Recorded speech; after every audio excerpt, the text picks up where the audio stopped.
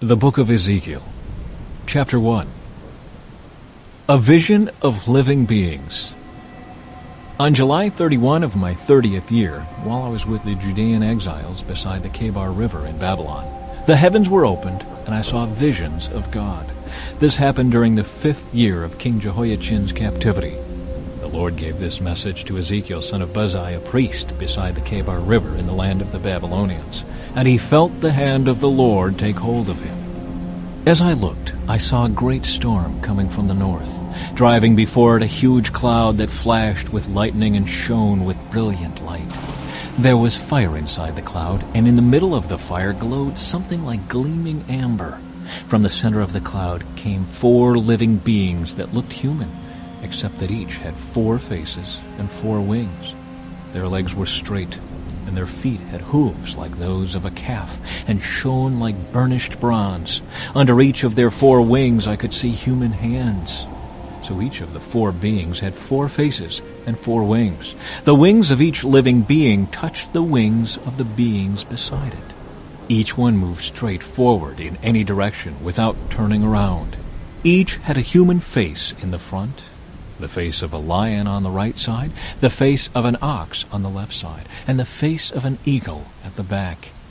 Each had 2 pairs of outstretched wings. One pair stretched out to touch the wings of the living beings on either side of it, and the other pair covered its body.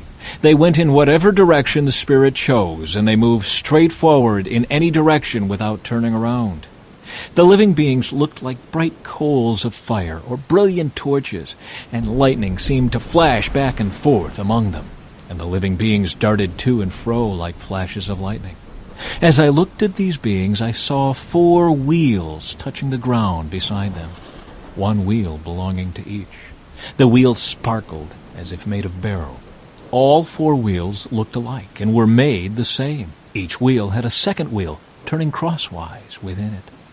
The beings could move in any of the 4 directions they faced, without turning as they moved. The rims of the 4 wheels were tall and frightening, and they were covered with eyes all around. When the living beings moved, the wheels moved with them. When they flew upward, the wheels went up too. The spirit of the living beings was in the wheels, so wherever the Spirit went, the wheels and the living beings also went. When the beings moved, the wheels moved. When the beings stopped, the wheels stopped. When the beings flew upward, the wheels rose up, for the spirit of the living beings was in the wheels. Spread out above them was a surface like the sky, glittering like crystal.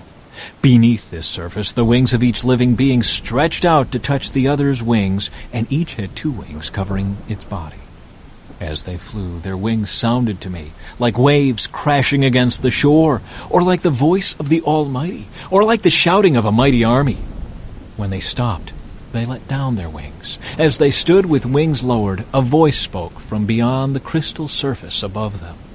Above this surface was something that looked like a throne made of blue lapis lazuli, and on this throne high above was a figure whose appearance resembled a man.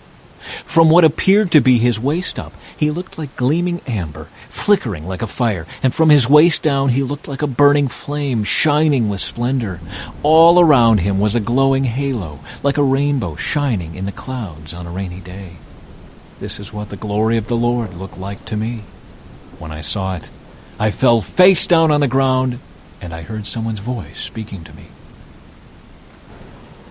Chapter 2. Ezekiel's Call and Commission. "Stand up, Son of Man," said the voice. "I want to speak with you." The Spirit came into me as he spoke, and he set me on my feet. I listened carefully to his words. "Son of man," he said, "I am sending you to the nation of Israel, a rebellious nation that has rebelled against me. They and their ancestors have been rebelling against me to this very day. They are a stubborn and hard-hearted people. But I am sending you to say to them, 'This is what the Sovereign Lord says.' And whether they listen or refuse to listen, for remember, they are rebels, at least they will know they have had a prophet among them. Son of man, do not fear them or their words. Don't be afraid, even though their threats surround you like nettles and briars and stinging scorpions. Do not be dismayed by their dark scowls, even though they are rebels. You must give them my messages, whether they listen or not. But they won't listen, for they are completely rebellious. Son of man, listen to what I say to you. Do not join them in their rebellion. Open your mouth and eat what I give you. Then I looked and saw a hand reaching out to me. It held a scroll, which he unrolled. And I saw that both sides were covered with funeral songs, words of sorrow, and pronouncements of doom. Chapter 3. The voice said to me, Son of man, eat what I am giving you. Eat this scroll. Then go and give its message to the people of Israel. So I opened my mouth, and he fed me the scroll. Fill your stomach with this, he said. And when I ate it, it tasted as sweet as honey in my mouth. Then he said, Son of man, go to the people of Israel and give them my messages. I am not sending you to a foreign people whose language you cannot understand. No, I am not sending you to people with strange and difficult speech. If I did, they would listen. But the people of Israel won't listen to you any more than they listen to me, for the whole lot of them are hard-hearted and stubborn. But look, I have made you as obstinate and hard-hearted as they are. I have made your forehead as hard as the hardest rock. So don't be afraid of them or fear their angry looks, even though they are rebels. Then he added, Son of man, let all my words sink deep into your own heart first. Listen to them carefully for yourself. Then go to your people in exile and say to them, This is what the sovereign Lord says. Do this whether they listen to you or not. Then the Spirit lifted me up, and I heard a loud rumbling sound behind me. May the glory of the Lord be praised in his place. It was the sound of the wings of the living beings as they brushed against each other, and the rumbling of their wheels beneath them. The Spirit lifted me up and took me away. I went in bitterness and turmoil, but the Lord's hold on me was strong. Then I came to the colony of Judean exiles in Tel Abib beside the Kebar River. I was overwhelmed and sat among them for 7 days. A watchman for Israel. After 7 days, the Lord gave me a message. He said, Son of man, I have appointed you as a watchman for Israel. Whenever you receive a message from me, warn people immediately. If I warn the wicked, saying, You are under the penalty of death, but you fail to deliver the warning, they will die in their sins, and I will hold you responsible for their deaths. If you warn them and they refuse to repent and keep on sinning, they will die in their sins, but you will have saved yourself because you obeyed me. If righteous people turn away from their righteous behavior and ignore the obstacles I put in their way, they will die. And if you do not warn them, they will die in their sins. None of their righteous acts will be remembered, and I will hold you responsible for their deaths. But if you warn righteous people not to sin, and they listen to you and do not sin, they will live, and you will have saved yourself too. Then the Lord took hold of me and said, Get up and go out into the valley, and I will speak to you there. So I got up and went. And there I saw the glory of the Lord, just as I had seen in my first vision by the Kebar River. And I fell face down on the ground. Then the Spirit came into me and set me on my feet. He spoke to me and said, Go to your house and shut yourself in. There, Son of man, you will be tied with ropes, so you cannot go out among the people. And I will make your tongue stick to the roof of your mouth, so that you will be speechless and unable to rebuke them, for they are rebels. But when I give you a message, I will loosen your tongue and let you speak. Then you will say to them, This is what the sovereign Lord says. Those who choose to listen will listen, but those who refuse will refuse, for they are rebels. Chapter 4. A sign of the coming siege. And now, Son of man, take a large clay brick and set it down in front of you. Then draw a map of the city of Jerusalem on it. Show the city under siege. Build a wall around it so no one can escape. Set up the enemy camp and surround the city with siege ramps and battering rams. Then take an iron griddle and place it between you and the city. Turn toward the city and demonstrate how harsh the siege will be against Jerusalem. This will be a warning to the people of Israel. Now lie on your left side and place the sins of Israel on yourself. You are to bear their sins for the number of days you lie there on your side. I am requiring you to bear Israel's sins for 390 days, 1 day for each year of their sin. After that, turn over and lie on your right side for 40 days, 1 day for each year of Judah's sin. Meanwhile, keep staring at the siege of Jerusalem. Lie there with your arm bared and prophesy her destruction. I will tie you up with ropes, so you won't be able to turn from side to side until the days of your siege have been completed. Now go and get some wheat, barley, beans, lentils, millet, and emmer wheat, and mix them together in a storage jar. Use them to make bread for yourself during the 390 days you will be lying on your side. Ration this out to yourself, 8 ounces of food for each day, and eat it at set times. Then measure out a jar of water for each day and drink it at set times. Prepare and eat this food as you would barley cakes. While all the people are watching, bake it over a fire using dried human dung as fuel, and then eat the bread. Then the Lord said, "This is how Israel will eat defiled bread in the Gentile lands to which I will banish them." Then I said, "O sovereign Lord, must I be defiled by using human dung? For I have never been defiled before. From the time I was a child until now, I have never eaten any animal that died of sickness or was killed by other animals. I have never eaten any meat forbidden by the law." "All right," the Lord said, "you may bake your bread with cow dung instead of human dung." Then he told me, "Son of man, I will make food very scarce in Jerusalem. It will be weighed out with great care and eaten fearfully. The water will be rationed out drop by drop, and the people will drink it with dismay.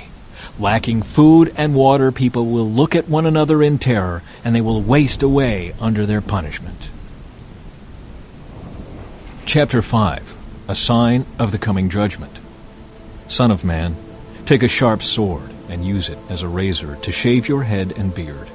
Use a scale to weigh the hair into 3 equal parts. Place a third of it at the center of your map of Jerusalem. After acting out the siege, burn it there. Scatter another third across your map and chop it with a sword. Scatter the last third to the wind, for I will scatter my people with the sword. Keep just a bit of the hair and tie it up in your robe.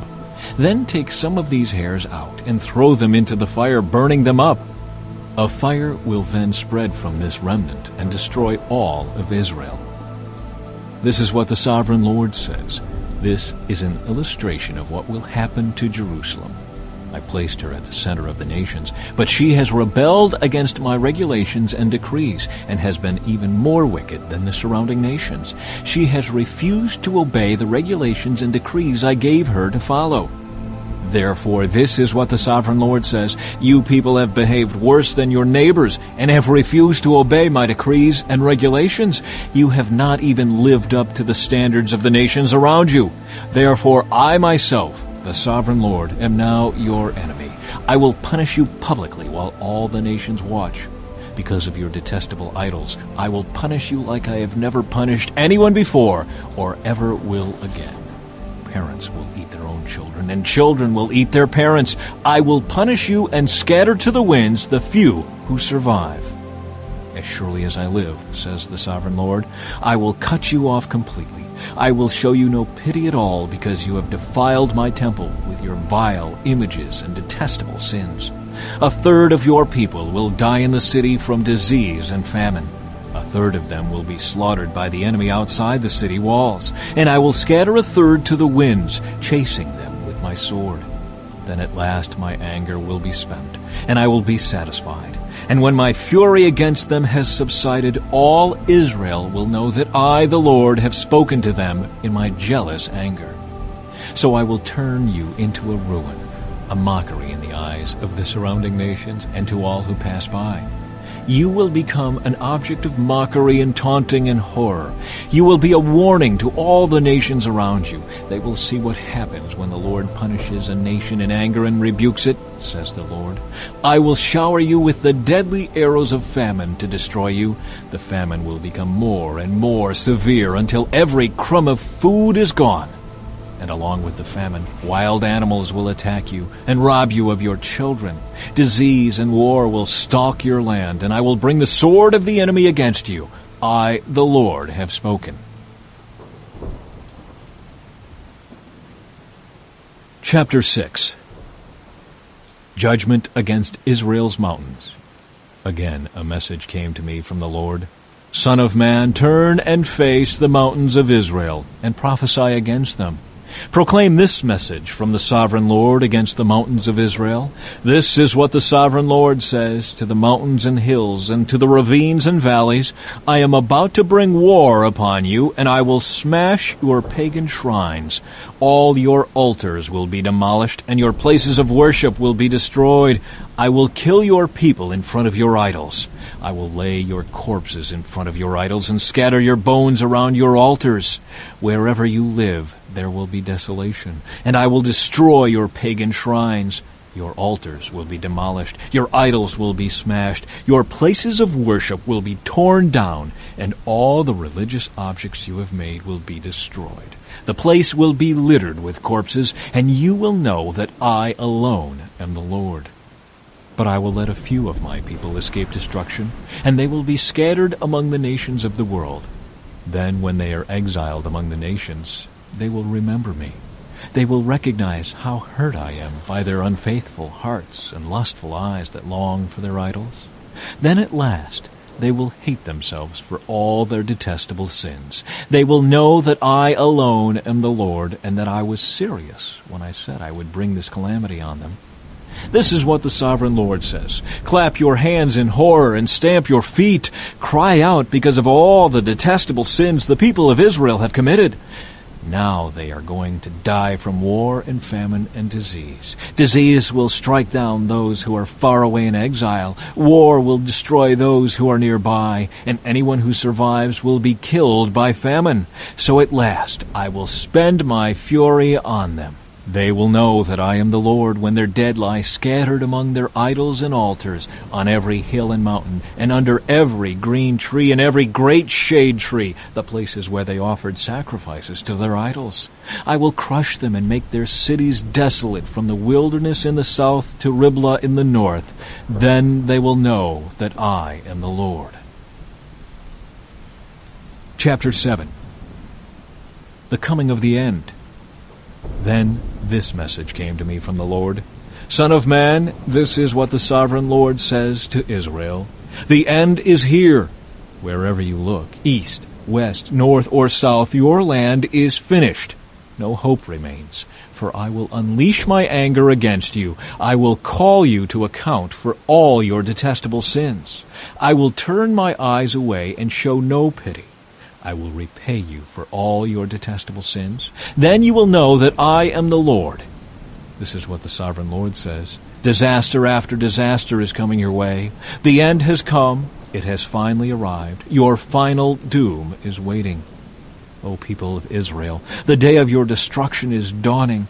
The time has come. The day of trouble is near. Shouts of anguish will be heard on the mountains, not shouts of joy. Soon I will pour out my fury on you and unleash my anger against you. I will call you to account for all your detestable sins. I will turn my eyes away and show no pity. I will repay you for all your detestable sins. Then you will know that it is I, the Lord, who is striking the blow. The day of judgment is here. Your destruction awaits. The people's wickedness and pride have blossomed to full flower. Their violence has grown into a rod that will beat them for their wickedness. None of these proud and wicked people will survive. All their wealth and prestige will be swept away. Yes, the time has come. The day is here. Buyers should not rejoice over bargains, nor sellers grieve over losses, for all of them will fall under my terrible anger. Even if the merchants survive, they will never return to their business. For what God has said applies to everyone. It will not be changed. Not one person whose life is twisted by sin will ever recover. The desolation of Israel. The trumpet calls Israel's army to mobilize, but no one listens. For my fury is against them all. There is war outside the city and disease and famine within. Those outside the city walls will be killed by enemy swords. Those inside the city will die of famine and disease. The survivors who escape to the mountains will moan like doves, weeping for their sins. Their hands will hang limp. Their knees will be weak as water. They will dress themselves in burlap. Horror and shame will cover them. They will shave their heads in sorrow and remorse. They will throw their money in the streets, tossing it out like worthless trash. Their silver and gold won't save them on that day of the Lord's anger. It will neither satisfy nor feed them, for their greed can only trip them up. They were proud of their beautiful jewelry and used it to make detestable idols and vile images. Therefore I will make all their wealth disgusting to them. I will give it as plunder to foreigners, to the most wicked of nations, and they will defile it. I will turn my eyes from them as these robbers invade and defile my treasured land. Prepare chains for my people, for the land is bloodied by terrible crimes. Jerusalem is filled with violence. I will bring the most ruthless of nations to occupy their homes. I will break down their proud fortresses and defile their sanctuaries. Terror and trembling will overcome my people. They will look for peace, but not find it. Calamity will follow calamity. Rumor will follow rumor. They will look in vain for a vision from the prophets. They will receive no teaching from the priests and no counsel from the leaders. The king and the prince will stand helpless, weeping in despair, and the people's hands will tremble with fear. I will bring on them the evil they have done to others, and they will receive the punishment they so richly deserve. Then they will know that I am the Lord. Chapter 8. Idolatry in the Temple. Then, on September 17, during the 6th year of King Jehoiachin's captivity, while the leaders of Judah were in my home, the sovereign Lord took hold of me. I saw a figure that appeared to be a man. From what appeared to be his waist down, he looked like a burning flame. From the waist up, he looked like gleaming amber. He reached out what seemed to be a hand and took me by the hair. Then the Spirit lifted me up into the sky and transported me to Jerusalem in a vision from God. I was taken to the north gate of the inner courtyard of the temple, where there is a large idol that has made the Lord very jealous. Suddenly the glory of the God of Israel was there, just as I had seen it before in the valley. Then the Lord said to me, Son of man, look toward the north. So I looked, and there to the north, beside the entrance to the gate near the altar, stood the idol that had made the Lord so jealous. Son of man, he said, do you see what they are doing? Do you see the detestable sins the people of Israel are committing to drive me from my temple? But come, and you will see even more detestable sins than these. Then he brought me to the door of the temple courtyard, where I could see a hole in the wall. He said to me, Now, son of man, dig into the wall. So I dug into the wall and found a hidden doorway. Go in, he said, and see the wicked and detestable sins they are committing in there. So I went in and saw the walls engraved with all kinds of crawling animals and detestable creatures. I also saw the various idols worshipped by the people of Israel. 70 leaders of Israel were standing there with Jaazaniah, son of Shaphan, in the center. Each of them held an incense burner, from which a cloud of incense rose above their heads. Then the Lord said to me, Son of man, have you seen what the leaders of Israel are doing with their idols in dark rooms? They are saying, The Lord doesn't see us. He has deserted our land. Then the Lord added, Come, and I will show you even more detestable sins than these. He brought me to the north gate of the Lord's temple, and some women were sitting there, weeping for the god Tammuz. Have you seen this? He asked. But I will show you even more detestable sins than these. Then he brought me into the inner courtyard of the Lord's temple. At the entrance to the sanctuary, between the entry room and the bronze altar, there were about 25 men with their backs to the sanctuary of the Lord. They were facing east, bowing low to the ground, worshipping the sun. Have you seen this, Son of Man? He asked. Is it nothing to the people of Judah that they commit these detestable sins, leading the whole nation into violence, thumbing their noses at me, and provoking my anger? Therefore I will respond in fury. I will neither pity nor spare them, and though they cry for mercy, I will not listen. Chapter 9. The Slaughter of Idolaters. Then the Lord thundered, Bring on the men appointed to punish the city. Tell them to bring their weapons with them. 6 men soon appeared from the upper gate that faces north, each carrying a deadly weapon in his hand. With them was a man dressed in linen, who carried a writer's case at his side. They all went into the temple courtyard and stood beside the bronze altar. Then the glory of the God of Israel rose up from between the cherubim, where it had rested, and moved to the entrance of the temple. And the Lord called to the man dressed in linen who was carrying the writer's case. He said to him, "Walk through the streets of Jerusalem, and put a mark on the foreheads of all who weep and sigh, because of the detestable sins being committed in their city." Then I heard the Lord say to the other men, "Follow him through the city, and kill everyone whose forehead is not marked. Show no mercy, have no pity. Kill them all, old and young, girls and women and little children. But do not touch anyone with the mark. Begin right here at the temple." So they began by killing the 70 leaders. "Defile the temple," the Lord commanded. "Fill its courtyards with corpses. Go!" So they went and began killing throughout the city. While they were out killing, I was all alone. I fell face down on the ground and cried out, "O sovereign Lord, will your fury against Jerusalem wipe out everyone left in Israel?"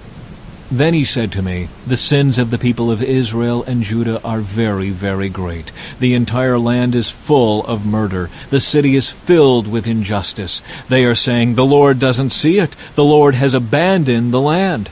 So I will not spare them or have any pity on them. I will fully repay them for all they have done." Then the man in linen clothing who carried the writer's case reported back and said, "I have done as you commanded." Chapter 10. The Lord's glory leaves the temple. In my vision, I saw what appeared to be a throne of blue lapis lazuli above the crystal surface over the heads of the cherubim. Then the Lord spoke to the man in linen clothing and said, "Go between the whirling wheels beneath the cherubim, and take a handful of burning coals and scatter them over the city." He did this as I watched. The cherubim were standing at the south end of the temple when the man went in, and the cloud of glory filled the inner courtyard. Then the glory of the Lord rose up from above the cherubim and went over to the door of the temple. The temple was filled with this cloud of glory, and the courtyard glowed brightly with the glory of the Lord. The moving wings of the cherubim sounded like the voice of God Almighty and could be heard even in the outer courtyard. The Lord said to the man in linen clothing, "Go between the cherubim and take some burning coals from between the wheels." So the man went in and stood beside one of the wheels. Then one of the cherubim reached out his hand and took some live coals from the fire burning among them. He put the coals into the hands of the man in linen clothing, and the man took them and went out. All the cherubim had what looked like human hands under their wings. I looked, and each of the 4 cherubim had a wheel beside him, and the wheels sparkled like beryl.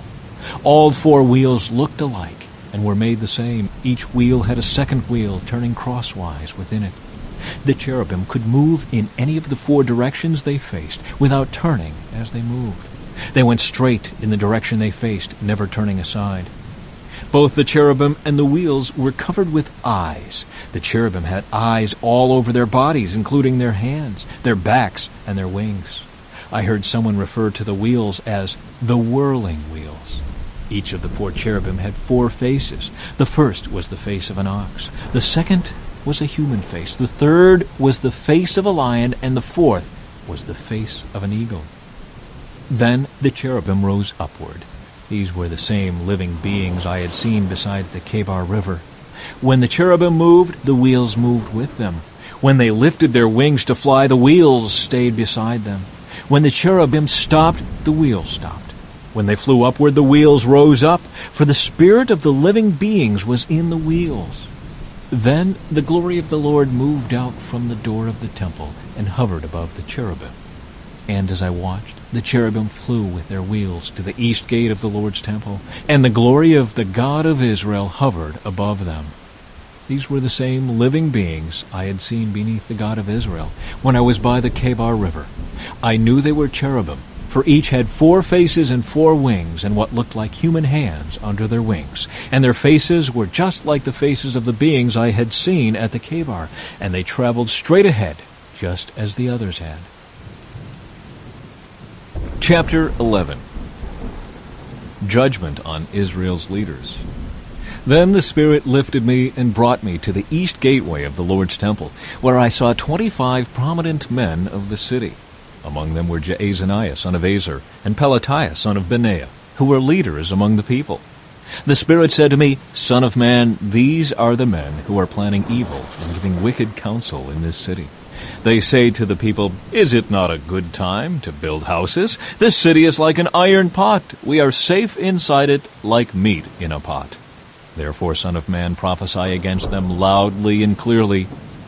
And the Spirit of the Lord came upon me, and he told me to say, This is what the Lord says to the people of Israel. I know what you are saying, for I know every thought that comes into your minds. You have murdered many in this city and filled its streets with the dead. Therefore, this is what the Sovereign Lord says. This city is an iron pot, all right, but the pieces of meat are the victims of your injustice. As for you, I will soon drag you from this pot. I will bring on you the sword of war you so greatly fear, says the Sovereign Lord. I will drive you out of Jerusalem and hand you over to foreigners, who will carry out my judgments against you.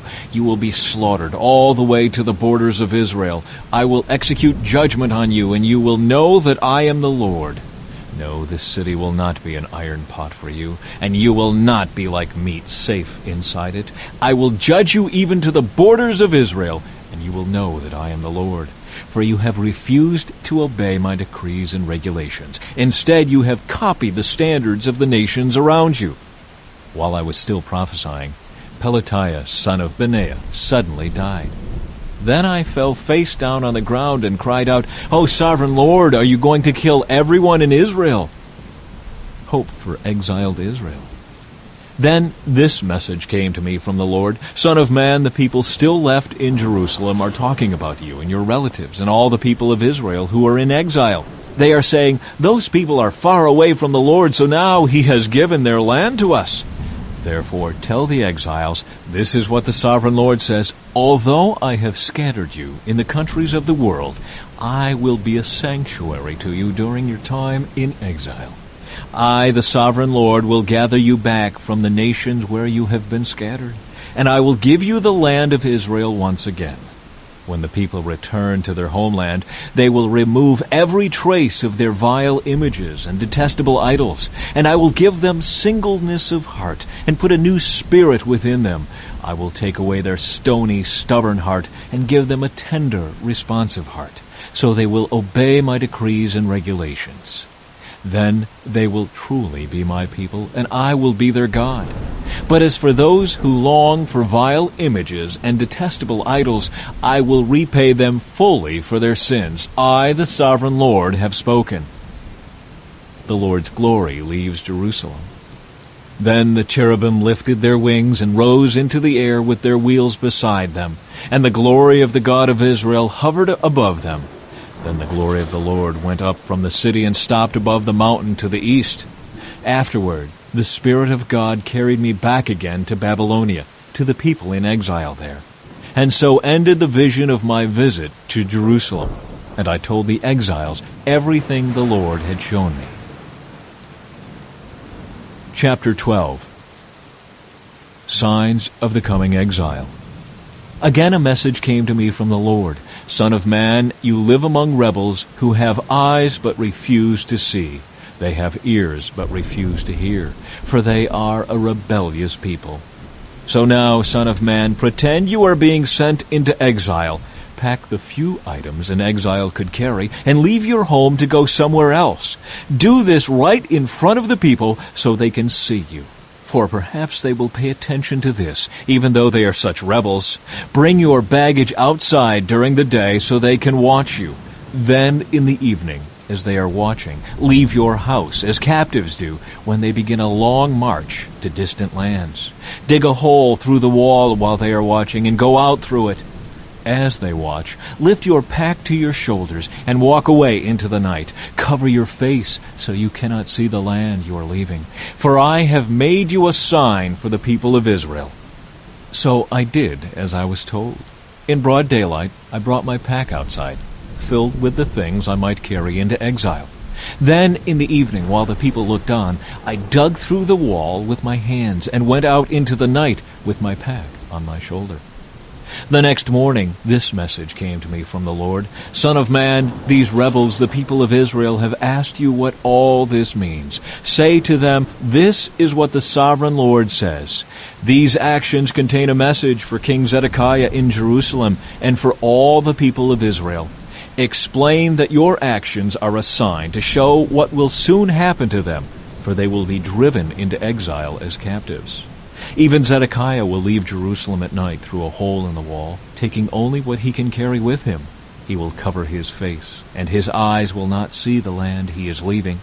Then I will throw my net over him and capture him in my snare. I will bring him to Babylon, the land of the Babylonians, though he will never see it, and he will die there. I will scatter his servants and warriors to the four winds, and send the sword after them. And when I scatter them among the nations, they will know that I am the Lord. But I will spare a few of them from death by war, famine, or disease, so they can confess all their detestable sins to their captors. Then they will know that I am the Lord. Then this message came to me from the Lord. Son of man, tremble as you eat your food. Shake with fear as you drink your water. Tell the people, this is what the sovereign Lord says concerning those living in Israel and Jerusalem. They will eat their food with trembling and sip their water in despair, for their land will be stripped bare because of their violence. The cities will be destroyed and the farmland made desolate. Then you will know that I am the Lord. A new proverb for Israel. Again, a message came to me from the Lord. Son of man, you've heard that proverb they quote in Israel. Time passes and prophecies come to nothing. Tell the people, this is what the sovereign Lord says. I will put an end to this proverb, and you will soon stop quoting it. Now give them this new proverb to replace the old one. The time has come for every prophecy to be fulfilled. There will be no more false visions and flattering predictions in Israel, for I am the Lord. If I say it, it will happen. There will be no more delays, you rebels of Israel. I will fulfill my threat of destruction in your own lifetime. I, the sovereign Lord, have spoken. Then this message came to me from the Lord. Son of man, the people of Israel are saying, he's talking about the distant future. His visions won't come true for a long, long time. Therefore tell them, this is what the sovereign Lord says, no more delay. I will now do everything I have threatened. I, the sovereign Lord, have spoken. Chapter 13. Judgment against false prophets. Then this message came to me from the Lord. Son of man, prophesy against the false prophets of Israel who are inventing their own prophecies. Say to them, listen to the word of the Lord. This is what the sovereign Lord says. What sorrow awaits the false prophets who are following their own imaginations and have seen nothing at all. O people of Israel, these prophets of yours are like jackals digging in the ruins. They have done nothing to repair the breaks in the walls around the nation. They have not helped it to stand firm in battle on the day of the Lord. Instead, they have told lies and made false predictions. They say, this message is from the Lord, even though the Lord never sent them. And yet they expect him to fulfill their prophecies. Can your visions be anything but false if you claim this message is from the Lord, when I have not even spoken to you? Therefore, this is what the sovereign Lord says. Because what you say is false, and your visions are a lie, I will stand against you, says the sovereign Lord. I will raise my fist against all the prophets who see false visions and make lying predictions, and they will be banished from the community of Israel. I will blot their names from Israel's record books, and they will never again set foot in their own land. Then you will know that I am the sovereign Lord. This will happen because these evil prophets deceive my people by saying all is peaceful when there is no peace at all. It's as if the people have built a flimsy wall and these prophets are trying to reinforce it by covering it with whitewash. Tell these whitewashers that their wall will soon fall down. A heavy rainstorm will undermine it. Great hailstones and mighty winds will knock it down. And when the wall falls, the people will cry out, what happened to your whitewash?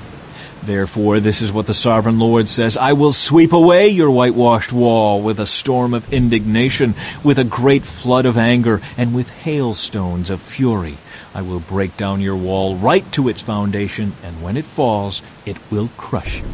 Then you will know that I am the Lord. At last my anger against the wall and those who covered it with whitewash will be satisfied. Then I will say to you, the wall and those who whitewashed it are both gone. They were lying prophets who claimed peace would come to Jerusalem when there was no peace. I, the sovereign Lord, have spoken. Judgment against false women prophets. Now, Son of Man, speak out against the women who prophesy from their own imaginations. This is what the sovereign Lord says. What sorrow awaits you women who are ensnaring the souls of my people, young and old alike. You tie magic charms on their wrists and furnish them with magic veils. Do you think you can trap others without bringing destruction on yourselves? You bring shame on me among my people for a few handfuls of barley or a piece of bread. By lying to my people who love to listen to lies, you kill those who should not die, and you promise life to those who should not live. This is what the sovereign Lord says. I am against all your magic charms, which you use to ensnare my people like birds. I will tear them from your arms, setting my people free like birds set free from a cage. I will tear off the magic veils and save my people from your grasp. They will no longer be your victims. Then you will know that I am the Lord. You have discouraged the righteous with your lies, but I didn't want them to be sad. And you have encouraged the wicked by promising them life, even though they continue in their sins. Because of all this, you will no longer talk of seeing visions that you never saw, nor will you make predictions. For I will rescue my people from your grasp. Then you will know that I am the Lord. Chapter 14. The idolatry of Israel's leaders. Then some of the leaders of Israel visited me, and while they were sitting with me, this message came to me from the Lord. Son of man, these leaders have set up idols in their hearts. They have embraced things that will make them fall into sin.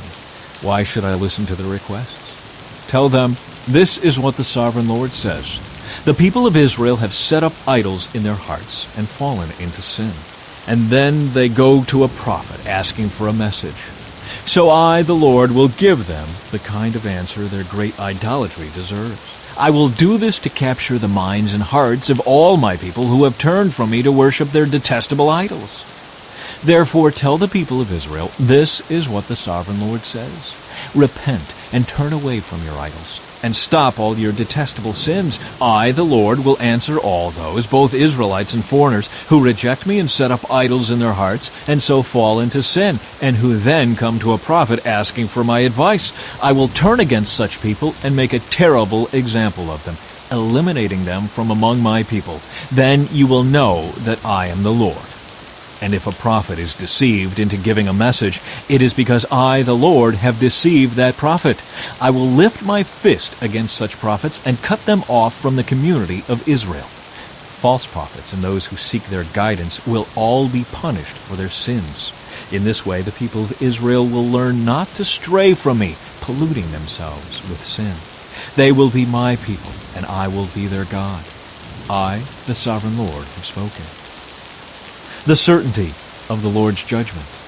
Then this message came to me from the Lord. Son of man, suppose the people of a country were to sin against me, and I lifted my fist to crush them, cutting off their food supply, and sending a famine to destroy both people and animals. Even if Noah, Daniel, and Job were there, their righteousness would save no one but themselves, says the sovereign Lord.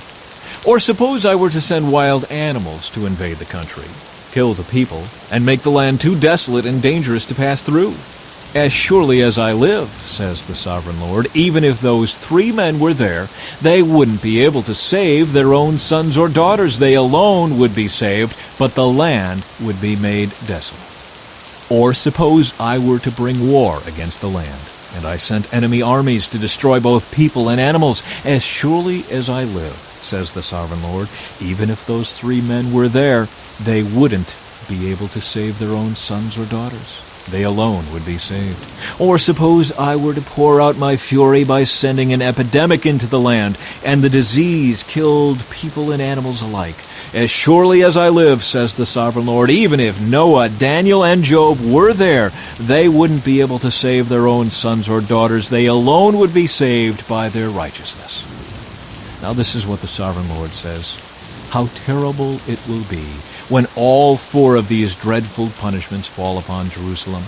war, famine, wild animals, and disease, destroying all her people and animals. Yet there will be survivors, and they will come here to join you as exiles in Babylon. You will see with your own eyes how wicked they are, and then you will feel better about what I have done to Jerusalem. When you meet them and see their behavior, you will understand that these things are not being done to Israel without cause. I, the Sovereign Lord, have spoken. Chapter 15. Jerusalem, a useless vine. Then this message came to me from the Lord: Son of man, how does a grapevine compare to a tree? Is a vine's wood as useful as the wood of a tree? Can its wood be used for making things, like pegs to hang up pots and pans? No, it can only be used for fuel, and even as fuel it burns too quickly. Vines are useless, both before and after being put into the fire. And this is what the Sovereign Lord says: the people of Jerusalem are like grapevines growing among the trees of the forest. Since they are useless, I have thrown them on the fire to be burned, and I will see to it that if they escape from one fire, they will fall into another. When I turn against them, you will know that I am the Lord, and I will make the land desolate because my people have been unfaithful to me. I, the Sovereign Lord, have spoken. Chapter 16. Jerusalem, an unfaithful wife. Then another message came to me from the Lord: Son of man, confront Jerusalem with her detestable sins. Give her this message from the Sovereign Lord: You are nothing but a Canaanite. Your father was an Amorite and your mother a Hittite. On the day you were born, no one cared about you. Your umbilical cord was not cut, and you were never washed, rubbed with salt, and wrapped in cloth. No one had the slightest interest in you. No one pitied you or cared for you. On the day you were born, you were unwanted, dumped in a field, and left to die. But I came by and saw you there, helplessly kicking about in your own blood. As you lay there, I said, Live, and I helped you to thrive like a plant in the field. You grew up and became a beautiful jewel. Your breasts became full, and your body hair grew, but you were still naked. And when I passed by again, I saw that you were old enough for love. So I wrapped my cloak around you to cover your nakedness, and declared my marriage vows. I made a covenant with you, says the Sovereign Lord, and you became mine. Then I bathed you and washed off your blood, and I rubbed fragrant oils into your skin. I gave you expensive clothing of fine linen and silk, beautifully embroidered, and sandals made of fine goatskin leather. I gave you lovely jewelry, bracelets, beautiful necklaces, a ring for your nose, earrings for your ears, and a lovely crown for your head. And so you were adorned with gold and silver. Your clothes were made of fine linen and were beautifully embroidered. You ate the finest foods, choice flour, honey, and olive oil, and became more beautiful than ever. You looked like a queen, and so you were. Your fame soon spread throughout the world because of your beauty. I dressed you in my splendor and perfected your beauty, says the Sovereign Lord. But you thought your fame and beauty were your own. So you gave yourself as a prostitute to every man who came along. Your beauty was theirs for the asking. You used the lovely things I gave you to make shrines for idols, where you played the prostitute. Unbelievable! How could such a thing ever happen? You took the very jewels and gold and silver ornaments I had given you and made statues of men and worshipped them. This is adultery against me. You used the beautifully embroidered clothes I gave you to dress your idols. Then you used my special oil and my incense to worship them. Imagine it! You set before them as a sacrifice the choice flour, olive oil, and honey I had given you, says the Sovereign Lord. Then you took your sons and daughters, the children you had borne to me, and sacrificed them to your gods. Was your prostitution not enough? Must you also slaughter my children by sacrificing them to idols? In all your years of adultery and detestable sin, you have not once remembered the days long ago when you lay naked in a field, kicking about in your own blood. What sorrow awaits you, says the Sovereign Lord. In addition to all your other wickedness, you built a pagan shrine and put altars to idols in every town square.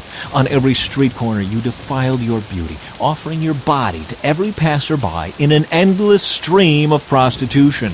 Then you added lustful Egypt to your lovers, provoking my anger with your increasing promiscuity. That is why I struck you with my fist and reduced your boundaries. I handed you over to your enemies, the Philistines, and even they were shocked by your lewd conduct. You have prostituted yourself with the Assyrians, too. It seems you can never find enough new lovers, and after your prostitution there, you still were not satisfied. You added to your lovers by embracing Babylonia, the land of merchants, but you still weren't satisfied. What a sick heart you have, says the Sovereign Lord, to do such things as these, acting like a shameless prostitute. You build your pagan shrines on every street corner and your altars to idols in every square. In fact, you have been worse than a prostitute, so eager for sin that you have not even demanded payment. Yes, you are an adulterous wife who takes in strangers instead of her own husband. Prostitutes charge for their services, but not you. You give gifts to your lovers, bribing them to come and have sex with you. So you are the opposite of other prostitutes. You pay your lovers instead of their paying you. Judgment on Jerusalem's prostitution. Therefore, you prostitute, listen to this message from the Lord. This is what the Sovereign Lord says. Because you have poured out your lust and exposed yourself in prostitution to all your lovers, and because you have worshipped detestable idols, and because you have slaughtered your children as sacrifices to your gods, this is what I am going to do. I will gather together all your allies, the lovers with whom you have sinned, both those you loved and those you hated, and I will strip you naked in front of them so they can stare at you. I will punish you for your murder and adultery. I will cover you with blood in my jealous fury. Then I will give you to these many nations who are your lovers, and they will destroy you. They will knock down your pagan shrines and the altars to your idols. They will strip you and take your beautiful jewels, leaving you stark naked. They will band together in a mob to stone you and cut you up with swords. They will burn your homes and punish you in front of many women. I will stop your prostitution and end your payments to your many lovers.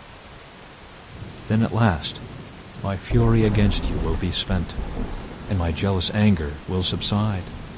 I will be calm and will not be angry with you anymore. But first, because you have not remembered your youth, but have angered me by doing all these evil things, I will fully repay you for all of your sins, says the Sovereign Lord. For you have added lewd acts to all your detestable sins. Everyone who makes up proverbs will say of you, like mother, like daughter. For your mother loathed her husband and her children, so do you. And you are exactly like your sisters, for they despise their husbands and their children. Truly your mother was a Hittite, and your father an Amorite. Your older sister was Samaria, who lived with her daughters in the north. Your younger sister was Sodom, who lived with her daughters in the south. But you have not merely sinned as they did, you quickly surpassed them in corruption. As surely as I live, says the Sovereign Lord, Sodom and her daughters were never as wicked as you and your daughters. Sodom's sins were pride, gluttony, and laziness, while the poor and needy suffered outside her door. She was proud and committed detestable sins, so I wiped her out, as you have seen. Even Samaria did not commit half your sins. You have done far more detestable things than your sisters ever did. They seem righteous compared to you. Shame on you! Your sins are so terrible that you make your sisters seem righteous, even virtuous. But someday I will restore the fortunes of Sodom and Samaria, and I will restore you too. Then you will be truly ashamed of everything you have done, for your sins make them feel good in comparison. Yes, your sisters, Sodom and Samaria, and all their people will be restored, and at that time you also will be restored.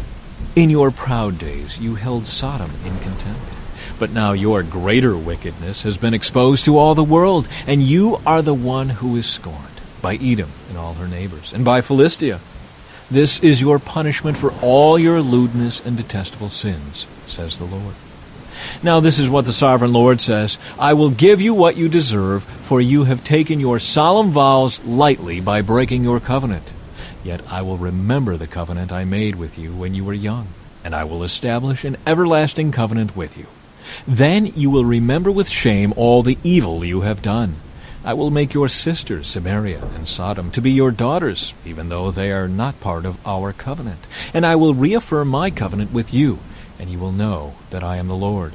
You will remember your sins and cover your mouth in silent shame when I forgive you of all that you have done. I, the Sovereign Lord, have spoken. Chapter 17. A story of two eagles. Then this message came to me from the Lord. Son of man, give this riddle, and tell this story to the people of Israel. Give them this message from the Sovereign Lord. A great eagle with broad wings and long feathers, covered with many-colored plumage, came to Lebanon. He seized the top of a cedar tree and plucked off its highest branch. He carried it away to a city filled with merchants. He planted it in a city of traders. He also took a seedling from the land and planted it in fertile soil. He placed it beside a broad river where it could grow like a willow tree. It took root there and grew into a low spreading vine. Its branches turned up toward the eagle, and its roots grew down into the ground. It produced strong branches and put out shoots. But then another great eagle came with broad wings and full plumage. So the vine now sent its roots and branches toward him for water, even though it was already planted in good soil and had plenty of water so it could grow into a splendid vine and produce rich leaves and luscious fruit.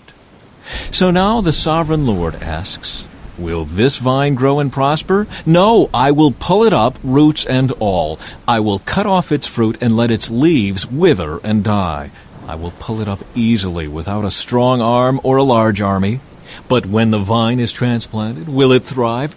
No, it will wither away when the east wind blows against it. It will die in the same good soil where it had grown so well. The riddle explained. Then this message came to me from the Lord. Say to these rebels of Israel, don't you understand the meaning of this riddle of the eagles? The king of Babylon came to Jerusalem, took away her king and princes, and brought them to Babylon. He made a treaty with a member of the royal family and forced him to take an oath of loyalty. He also exiled Israel's most influential leaders, so Israel would not become strong again and revolt. Only by keeping her treaty with Babylon could Israel survive. Nevertheless, this man of Israel's royal family rebelled against Babylon, sending ambassadors to Egypt to request a great army and many horses. Can Israel break her sworn treaties like that and get away with it? No, for as surely as I live, says the Sovereign Lord, the king of Israel will die in Babylon, the land of the king who put him in power and whose treaty he disregarded and broke. Pharaoh and all his mighty army will fail to help Israel when the king of Babylon lays siege to Jerusalem again and destroys many lives. For the king of Israel disregarded his treaty and broke it after swearing to obey. Therefore he will not escape. So this is what the Sovereign Lord says. As surely as I live, I will punish him for breaking my covenant and disregarding the solemn oath he made in my name. I will throw my net over him and capture him in my snare. I will bring him to Babylon and put him on trial for this treason against me. And all his best warriors will be killed in battle, and those who survive will be scattered to the four winds. Then you will know that I, the Lord, have spoken. This is what the Sovereign Lord says.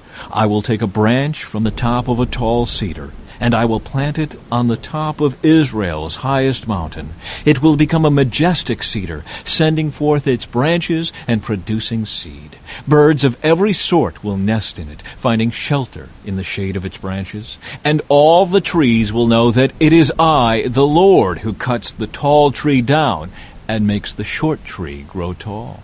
It is I who makes the green tree wither and gives the dead tree new life. I, the Lord, have spoken, and I will do what I said. Chapter 18. The Justice of a Righteous God. Then another message came to me from the Lord. Why do you quote this proverb concerning the land of Israel? The parents have eaten sour grapes, but their children's mouths pucker at the taste. As surely as I live, says the sovereign Lord, you will not quote this proverb any more in Israel. For all people are mine to judge, both parents and children alike. And this is my rule, the person who sins is the one who will die. Suppose a certain man is righteous, and does what is just and right. He does not feast in the mountains before Israel's idols, or worship them. He does not commit adultery, or have intercourse with a woman during her menstrual period. He is a merciful creditor, not keeping the items given as security by poor debtors. He does not rob the poor, but instead gives food to the hungry and provides clothes for the needy. He grants loans without interest, stays away from injustice, is honest and fair when judging others, and faithfully obeys my decrees and regulations. Anyone who does these things is just and will surely live, says the sovereign Lord. But suppose that man has a son who grows up to be a robber or murderer and refuses to do what is right, and that son does all the evil things his father would never do. He worships idols on the mountains, commits adultery, oppresses the poor and helpless, steals from debtors by refusing to let them redeem their security, worships idols, commits detestable sins, and lends money at excessive interest. Should such a sinful person live? No, he must die and must take full blame. But suppose that sinful son, in turn, has a son who sees his father's wickedness and decides against that kind of life. This son refuses to worship idols on the mountains and does not commit adultery. He does not exploit the poor, but instead is fair to debtors and does not rob them. He gives food to the hungry and provides clothes for the needy. He helps the poor, does not lend money at interest, and obeys all my regulations and decrees. Such a person will not die because of his father's sins. He will surely live. But the father will die for his many sins, for being cruel, robbing people, and doing what was clearly wrong among his people. What, you ask? Doesn't the child pay for the parent's sins? No, for if the child does what is just and right and keeps my decrees, that child will surely live. The person who sins is the one who will die. The child will not be punished for the parent's sins, and the parent will not be punished for the child's sins. Righteous people will be rewarded for their own righteous behavior, and wicked people will be punished for their own wickedness. But if wicked people turn away from all their sins and begin to obey my decrees and do what is just and right, they will surely live and not die. All their past sins will be forgotten, and they will live because of the righteous things they have done. Do you think that I like to see wicked people die, says the sovereign Lord? Of course not. I want them to turn from their wicked ways and live. However, if righteous people turn from their righteous behavior and start doing sinful things and act like other sinners, should they be allowed to live? No, of course not. All their righteous acts will be forgotten, and they will die for their sins. Yet you say, the Lord isn't doing what's right. Listen to me, O people of Israel. Am I the one not doing what's right, or is it you? When righteous people turn from their righteous behavior and start doing sinful things, they will die for it. Yes, they will die because of their sinful deeds. And if wicked people turn from their wickedness, obey the law, and do what is just and right, they will save their lives. They will live because they thought it over and decided to turn from their sins. Such people will not die. And yet the people of Israel keep saying, the Lord isn't doing what's right. O people of Israel, it is you who are not doing what's right, not I. Therefore, I will judge each of you, O people of Israel, according to your actions, says the sovereign Lord. Repent and turn from your sins. Don't let them destroy you. Put all your rebellion behind you and find yourselves a new heart and a new spirit. For why should you die, O people of Israel? I don't want you to die, says the sovereign Lord. Turn back and live. Chapter 19. A funeral song for Israel's kings. Sing this funeral song for the princes of Israel. What is your mother? A lioness among lions. She laid down among the young lions and reared her cubs. She raised one of her cubs to become a strong young lion. He learned to hunt and devour prey, and he became a man-eater. Then the nations heard about him, and he was trapped in their pit. They led him away with hooks to the land of Egypt. When the lioness saw that her hopes for him were gone, she took another of her cubs and taught him to be a strong young lion. He prowled among the other lions and stood out among them in his strength. He learned to hunt and devour prey, and he too became a man-eater. He demolished fortresses and destroyed their towns and cities. Their farms were desolated, and their crops were destroyed. The land and its people trembled in fear when they heard him roar. Then the armies of the nations attacked him, surrounding him from every direction. They threw a net over him and captured him in their pit. With hooks they dragged him into a cage and brought him before the king of Babylon. They held him in captivity, so his voice could never again be heard on the mountains of Israel. Your mother was like a vine planted by the water's edge. It had lush green foliage because of the abundant water. Its branches became strong enough to be a ruler's scepter. It grew very tall, towering above all others. It stood out because of its height and its many lush branches. But the vine was uprooted in fury and thrown down to the ground. The desert wind dried up its fruit and tore off its strong branches, so that it withered and was destroyed by fire. Now the vine is transplanted to the wilderness, where the ground is hard and dry. A fire has burst out from its branches and devoured its fruit. Its remaining limbs are not strong enough to be a ruler's scepter. This is a funeral song, and it will be used in a funeral. Chapter 20. The Rebellion of Israel. On August 14, during the 7th year of King Jehoiachin's captivity, some of the leaders of Israel came to request a message from the Lord. They sat down in front of me to wait for his reply. Then this message came to me from the Lord. Son of man, tell the leaders of Israel, this is what the sovereign Lord says. How dare you come to ask me for a message? As surely as I live, says the sovereign Lord, I will tell you nothing. Son of man, bring charges against them and condemn them. Make them realize how detestable the sins of their ancestors really were. Give them this message from the sovereign Lord. When I chose Israel, when I revealed myself to the descendants of Jacob in Egypt, I took a solemn oath that I, the Lord, would be their God. I took a solemn oath that day that I would bring them out of Egypt to a land I had discovered and explored for them, a good land, a land flowing with milk and honey, the best of all lands anywhere. Then I said to them, each of you, get rid of the vile images you are so obsessed with. Do not defile yourselves with the idols of Egypt, for I am the Lord your God. But they rebelled against me and would not listen. They did not get rid of the vile images they were obsessed with, or forsake the idols of Egypt. Then I threatened to pour out my fury on them to satisfy my anger while they were still in Egypt. But I didn't do it, for I acted to protect the honor of my name. I would not allow shame to be brought on my name among the surrounding nations, who saw me reveal myself by bringing the Israelites out of Egypt. So I brought them out of Egypt and led them into the wilderness. There I gave them my decrees and regulations, so they could find life by keeping them. And I gave them my Sabbath days of rest, as a sign between them and me. It was to remind them that I am the Lord, who had set them apart to be holy. But the people of Israel rebelled against me, and they refused to obey my decrees there in the wilderness. They wouldn't obey my regulations, even though obedience would have given them life. They also violated my Sabbath days. So I threatened to pour out my fury on them, and I made plans to utterly consume them in the wilderness.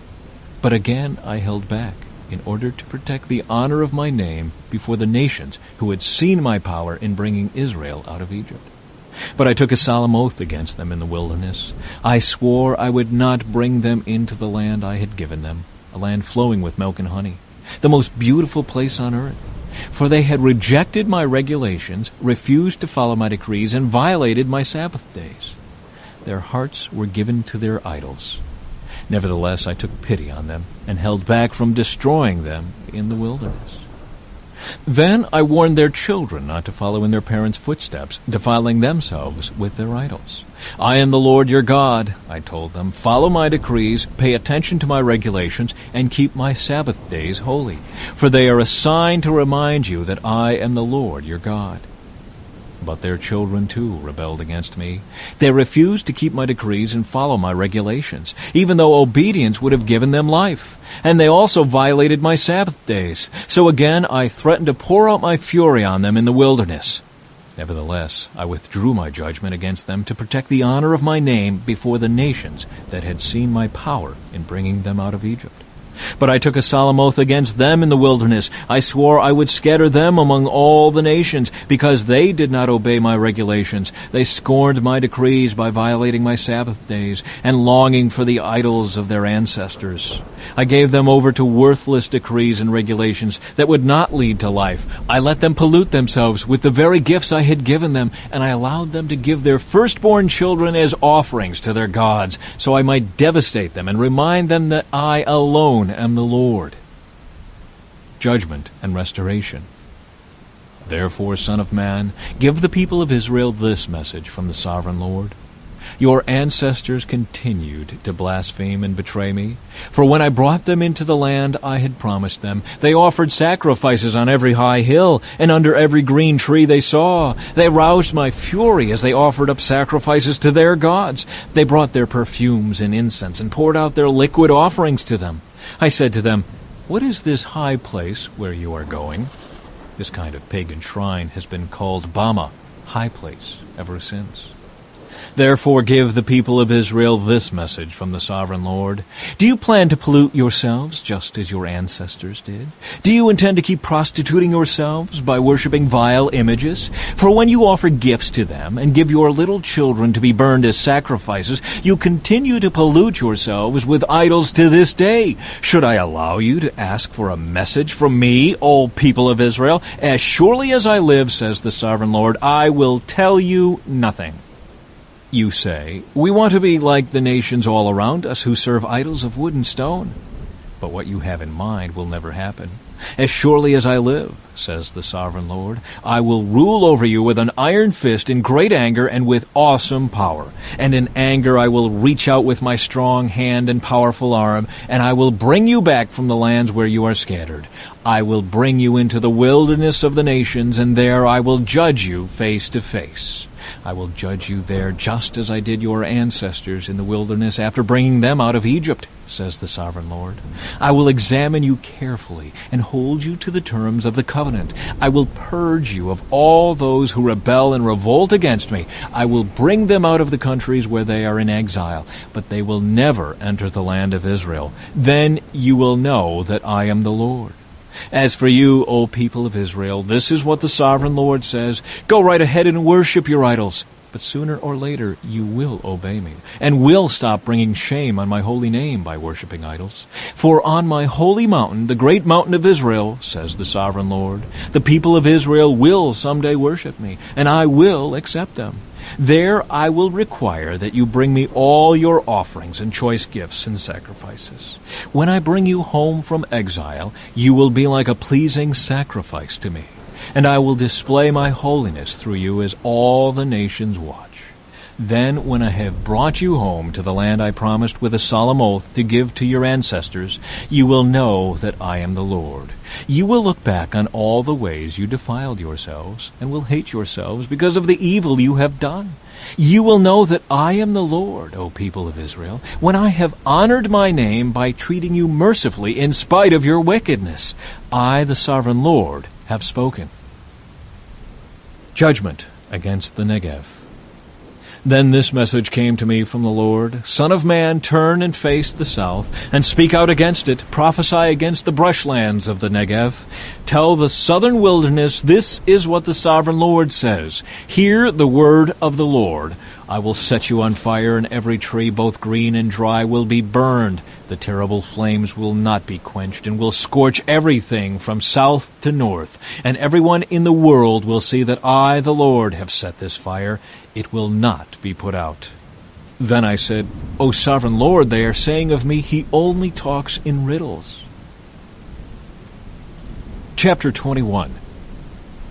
The Lord's Sword of Judgment.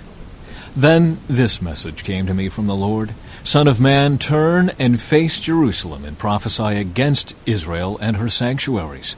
Tell her, this is what the Lord says, I am your enemy, O Israel, and I am about to unsheath my sword to destroy your people, the righteous and the wicked alike. Yes, I will cut off both the righteous and the wicked.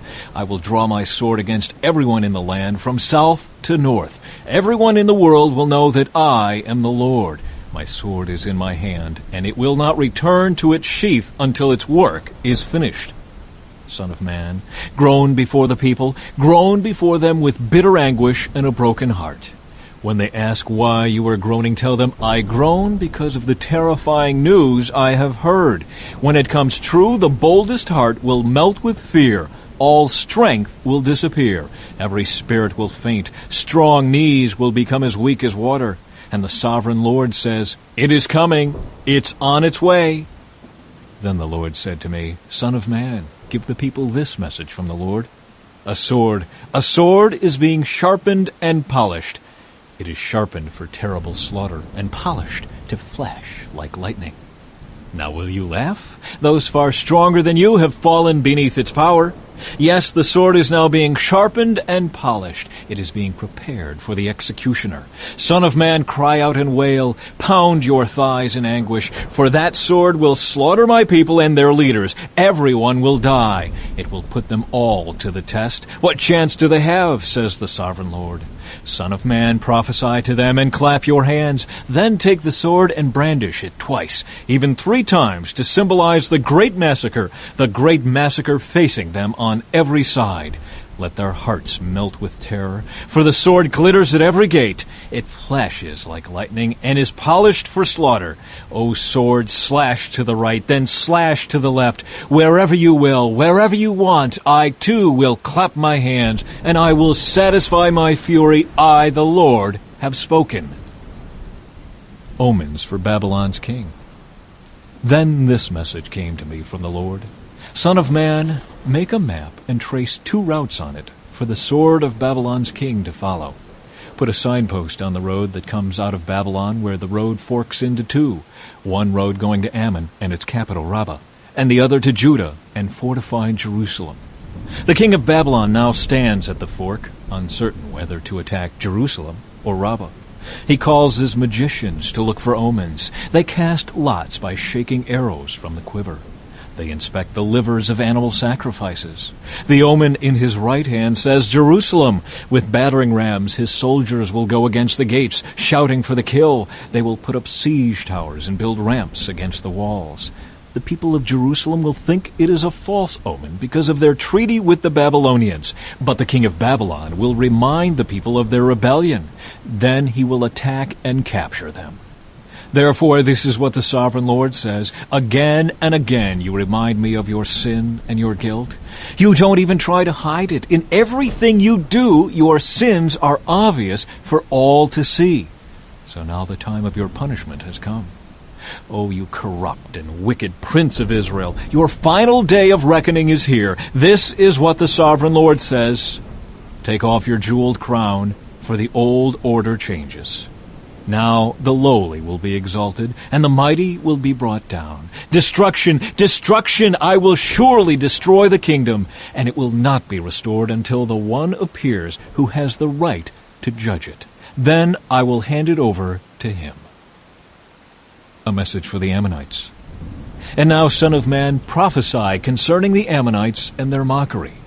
Give them this message from the sovereign Lord. A sword is drawn for your slaughter. It is polished to destroy, flashing like lightning. Your prophets have given false visions, and your fortune-tellers have told lies. The sword will fall on the necks of the wicked, for whom the day of final reckoning has come. Now return the sword to its sheath, for in your own country, the land of your birth, I will pass judgment upon you. I will pour out my fury on you and blow on you with the fire of my anger. I will hand you over to cruel men who are skilled in destruction. You will be fuel for the fire, and your blood will be spilled in your own land. You will be utterly wiped out, your memory lost to history, for I, the Lord, have spoken. Chapter 22. The sins of Jerusalem. Now this message came to me from the Lord. Son of man, are you ready to judge Jerusalem? Are you ready to judge this city of murderers? Publicly denounce her detestable sins and give her this message from the sovereign Lord. O city of murderers, doomed and damned, city of idols, filthy and foul, you are guilty because of the blood you have shed. You are defiled because of the idols you have made. Your day of destruction has come. You have reached the end of your years. I will make you an object of mockery throughout the world. O infamous city, filled with confusion, you will be mocked by people far and near. Every leader in Israel who lives within your walls is bent on murder. Fathers and mothers are treated with contempt. Foreigners are forced to pay for protection. Orphans and widows are wronged and oppressed among you. You despise my holy things and violate my Sabbath days of rest. People accuse others falsely and send them to their death. You are filled with idol worshippers and people who do obscene things. Men sleep with their fathers' wives and have intercourse with women who are menstruating. Within your walls live men who commit adultery with their neighbors' wives, who defile their daughters-in-law, or who rape their own sisters. There are hired murderers, lone racketeers, and extortioners everywhere. They never even think of me and my commands, says the sovereign Lord. But now I clap my hands in indignation over your dishonest gain and bloodshed. How strong and courageous will you be in my day of reckoning? I, the Lord, have spoken, and I will do what I said. I will scatter you among the nations and purge you of your wickedness. And when I have been dishonored among the nations because of you, you will know that I am the Lord. The Lord's refining furnace. Then this message came to me from the Lord. Son of man, the people of Israel are the worthless slag that remains after silver is smelted. They are the dross that is left over, a useless mixture of copper, tin, iron, and lead. So tell them, this is what the sovereign Lord says. Because you are all worthless slag, I will bring you to my crucible in Jerusalem. Just as copper, iron, lead, and tin are melted down in a furnace, I will melt you down in the heat of my fury. I will gather you together and blow the fire of my anger upon you, and you will melt like silver in fierce heat. Then you will know that I, the Lord, have poured out my fury on you. The sins of Israel's leaders.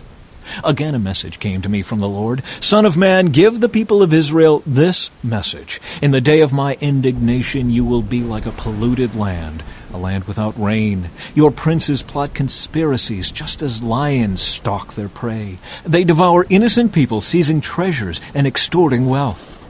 They make many widows in the land. Your priests have violated my instructions and defiled my holy things. They make no distinction between what is holy and what is not. And they do not teach my people the difference between what is ceremonially clean and unclean. They disregard my Sabbath days, so that I am dishonored among them. Your leaders are like wolves who tear apart their victims. They actually destroy people's lives for money. And your prophets cover up for them by announcing false visions and making lying predictions. They say, my message is from the sovereign Lord, when the Lord hasn't spoken a single word to them. Even common people oppress the poor, rob the needy, and deprive foreigners of justice. I looked for someone who might rebuild the wall of righteousness that guards the land. I searched for someone to stand in the gap in the wall so I wouldn't have to destroy the land, but I found no one.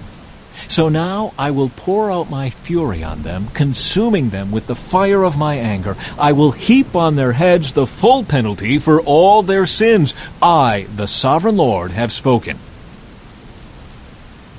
Chapter 23. The adultery of two sisters. This message came to me from the Lord. Son of man, once there were two sisters who were daughters of the same mother. They became prostitutes in Egypt. Even as young girls, they allowed men to fondle their breasts. The older girl was named Oholah, and her sister was Oholibah. I married them, and they bore me sons and daughters. I am speaking of Samaria and Jerusalem. For Oholah is Samaria, and Oholibah is Jerusalem. Then Oholah lusted after other lovers instead of me, and she gave her love to the Assyrian officers. They were all attractive young men, captains and commanders dressed in handsome blue, charioteers driving their horses. And so she prostituted herself with the most desirable men of Assyria, worshipping their idols and defiling herself. For when she left Egypt, she did not leave her spirit of prostitution behind. She was still as lewd as in her youth, when the Egyptians slept with her, fondled her breasts, and used her as a prostitute. And so I handed her over to her Assyrian lovers, whom she desired so much. They stripped her, took away her children as their slaves, and then killed her. After she received her punishment, her reputation was known to every woman in the land. Yet, even though Oholibah saw what had happened to Oholah, her sister, she followed right in her footsteps. And she was even more depraved, abandoning herself to her lust and prostitution. She fawned over all the Assyrian officers, those captains and commanders in handsome uniforms, those charioteers driving their horses, all of them attractive young men. I saw the way she was going, defiling herself just like her older sister. Then she carried her prostitution even further. She fell in love with pictures that were painted on a wall, pictures of Babylonian military officers outfitted in striking red uniforms. Handsome belts encircled their waists, and flowing turbans crowned their heads. They were dressed like chariot officers from the land of Babylonia. When she saw these paintings, she longed to give herself to them. So she sent messengers to Babylonia to invite them to come to her. So they came and committed adultery with her, defiling her in the bed of love. After being defiled, however, she rejected them in disgust. In the same way, I became disgusted with Oholibah and rejected her, just as I had rejected her sister, because she flaunted herself before them and gave herself to satisfy their lusts.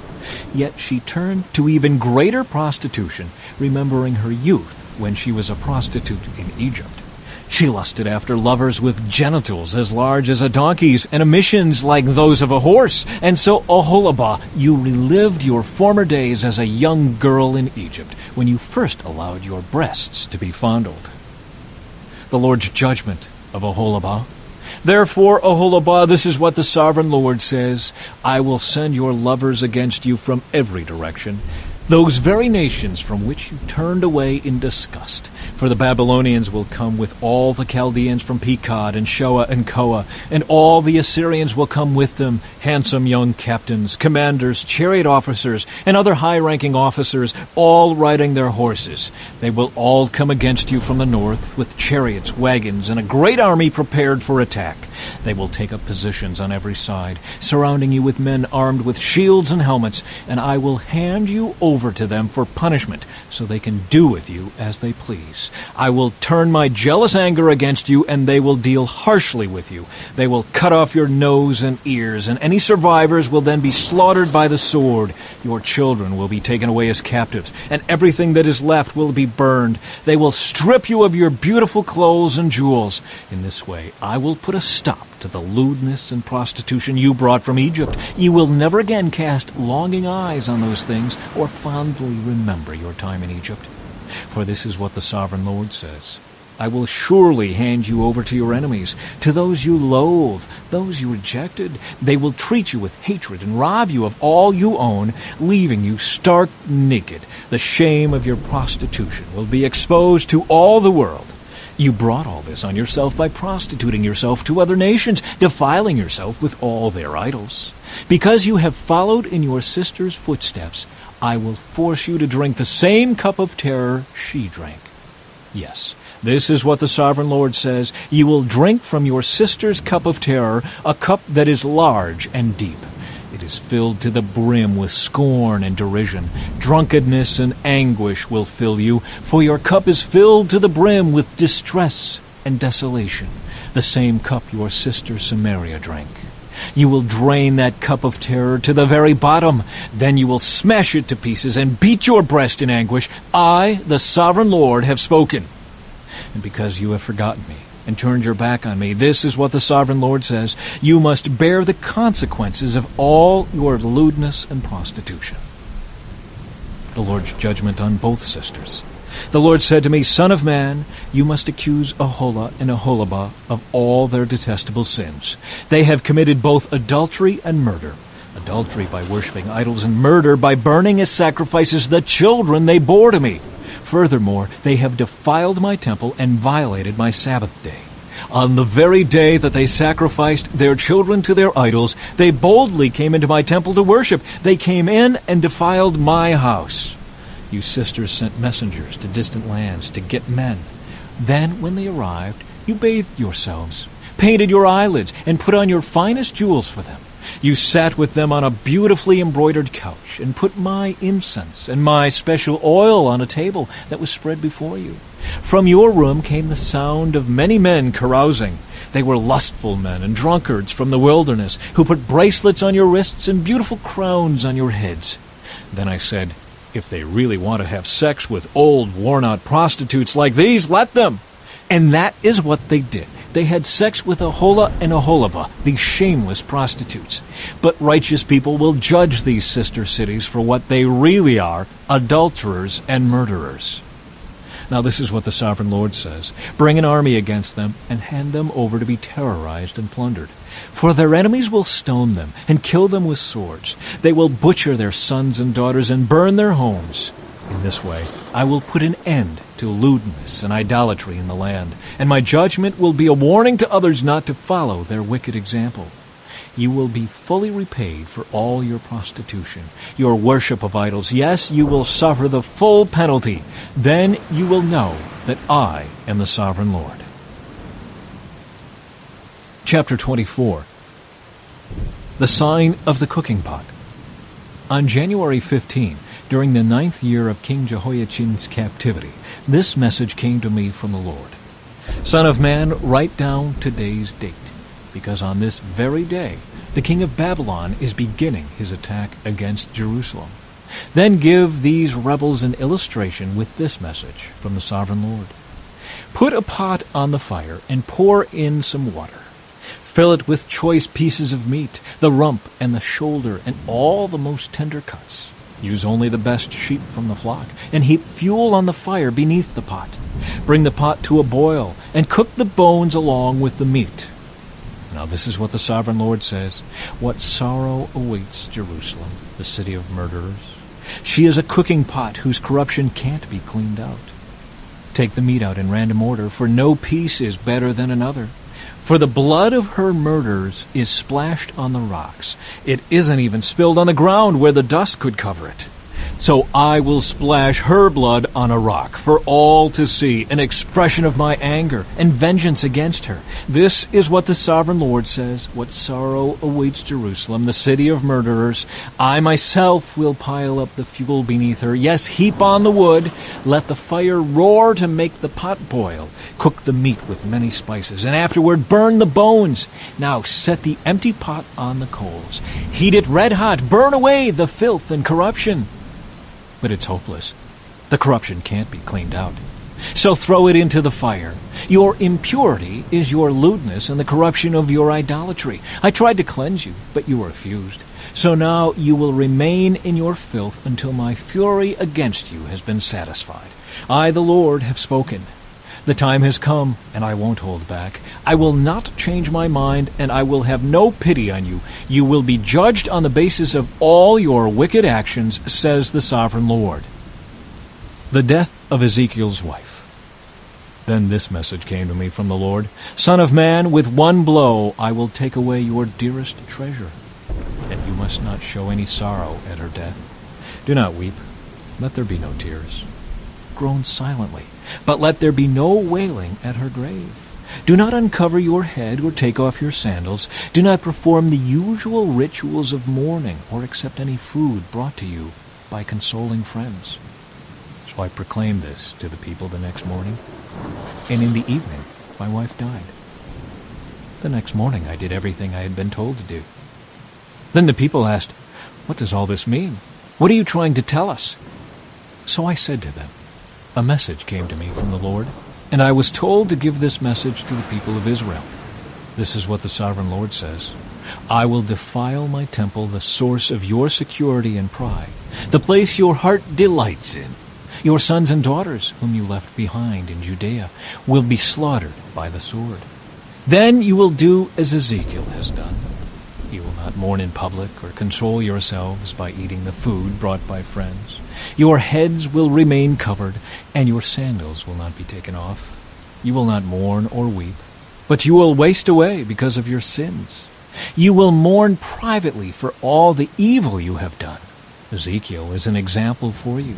You will do just as he has done, and when that time comes, you will know that I am the Lord. Then the Lord said to me, Son of man, on the day I take away their stronghold, their joy and glory, their heart's desire, their dearest treasure, I will also take away their sons and daughters. And on that day, a survivor from Jerusalem will come to you in Babylon and tell you what has happened. And when he arrives, your voice will suddenly return so you can talk to him. And you will be a symbol for these people. Then they will know that I am the Lord. Chapter 25. A message for Ammon. Then this message came to me from the Lord, Son of man, turn and face the land of Ammon, and prophesy against its people. Give the Ammonites this message from the sovereign Lord. Hear the word of the sovereign Lord. Because you cheered when my temple was defiled, mocked Israel in her desolation, and laughed at Judah as she went away into exile, I will allow nomads from the eastern deserts to overrun your country. They will set up their camps among you and pitch their tents on your land. They will harvest all your fruit and drink the milk from your livestock. And I will turn the city of Rabbah into a pasture for camels, and all the land of the Ammonites into a resting place for sheep and goats. Then you will know that I am the Lord. This is what the sovereign Lord says. Because you clapped and danced and cheered with glee at the destruction of my people, I will raise my fist of judgment against you. I will give you as plunder to many nations. I will cut you off from being a nation and destroy you completely. Then you will know that I am the Lord. A message for Moab. This is what the sovereign Lord says. Because the people of Moab have said that Judah is just like all the other nations, I will open up their eastern flank and wipe out their glorious frontier towns, Beth-Jeshemoth, Baal-Meon, and Kiriathaim. And I will hand Moab over to nomads from the eastern deserts, just as I handed over Ammon. Yes, the Ammonites will no longer be counted among the nations. In the same way, I will bring my judgment down on the Moabites. Then they will know that I am the Lord. A message for Edom. This is what the sovereign Lord says. The people of Edom have sinned greatly by avenging themselves against the people of Judah. Therefore, says the sovereign Lord, I will raise my fist of judgment against Edom. I will wipe out its people and animals with the sword. I will make a wasteland of everything from Teman to Dedan. I will accomplish this by the hand of my people of Israel. They will carry out my vengeance with anger, and Edom will know that this vengeance is from me. I, the sovereign Lord, have spoken. A message for Philistia. This is what the sovereign Lord says. The people of Philistia have acted against Judah out of bitter revenge and long-standing contempt. Therefore, this is what the sovereign Lord says. I will raise my fist of judgment against the land of the Philistines. I will wipe out the Kerethites and utterly destroy the people who live by the sea. I will execute terrible vengeance against them to punish them for what they have done. And when I have inflicted my revenge, they will know that I am the Lord. Chapter 26. A message for Tyre. On February 3, during the 12th year of King Jehoiachin's captivity, this message came to me from the Lord. Son of man, Tyre has rejoiced over the fall of Jerusalem, saying, Ha! She who was the gateway to the rich trade routes to the east has been broken, and I am the heir. Because she has been made desolate, I will become wealthy. Therefore, this is what the sovereign Lord says.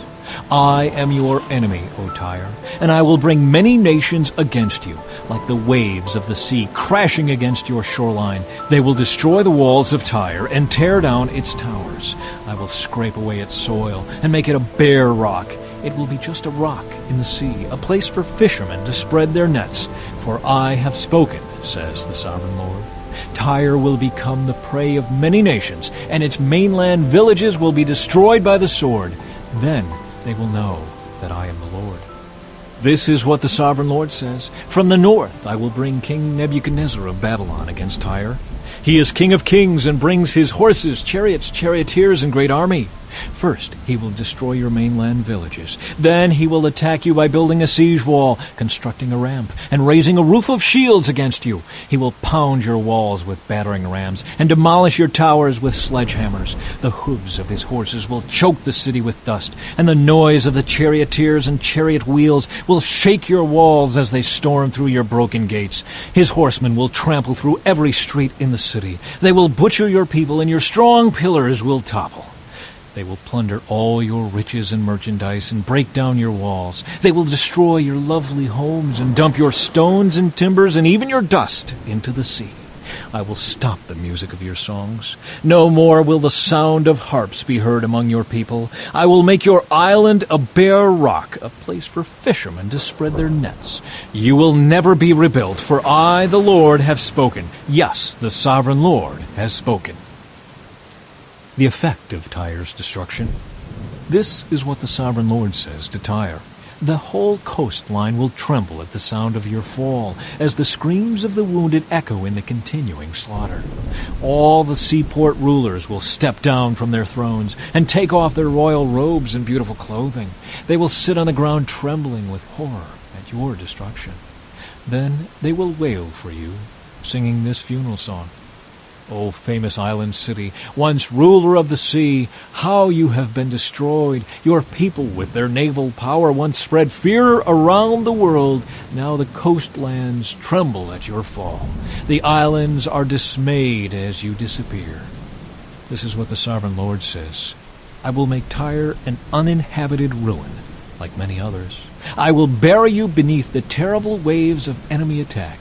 Great seas will swallow you. I will send you to the pit to join those who descended there long ago.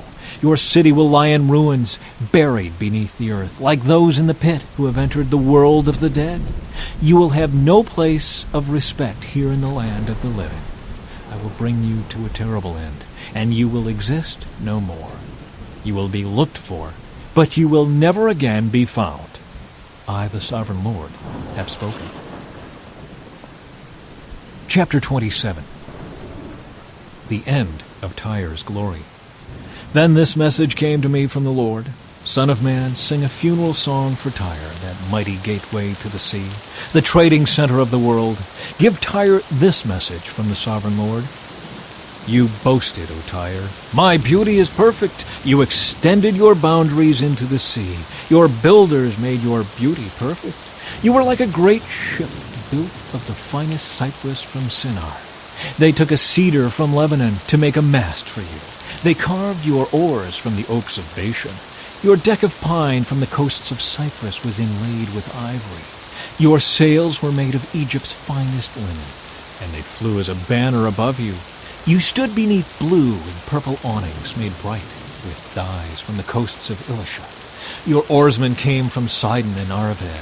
Your helmsmen were skilled men from Tyre itself. Wise old craftsmen from Gebal did the caulking. Ships from every land came with goods to barter for your trade. Men from distant Persia, Lydia, and Libya served in your great army. They hung their shields and helmets on your walls, giving you great honor. Men from Arvad and Helek stood on your walls. Your towers were manned by men from Gamad.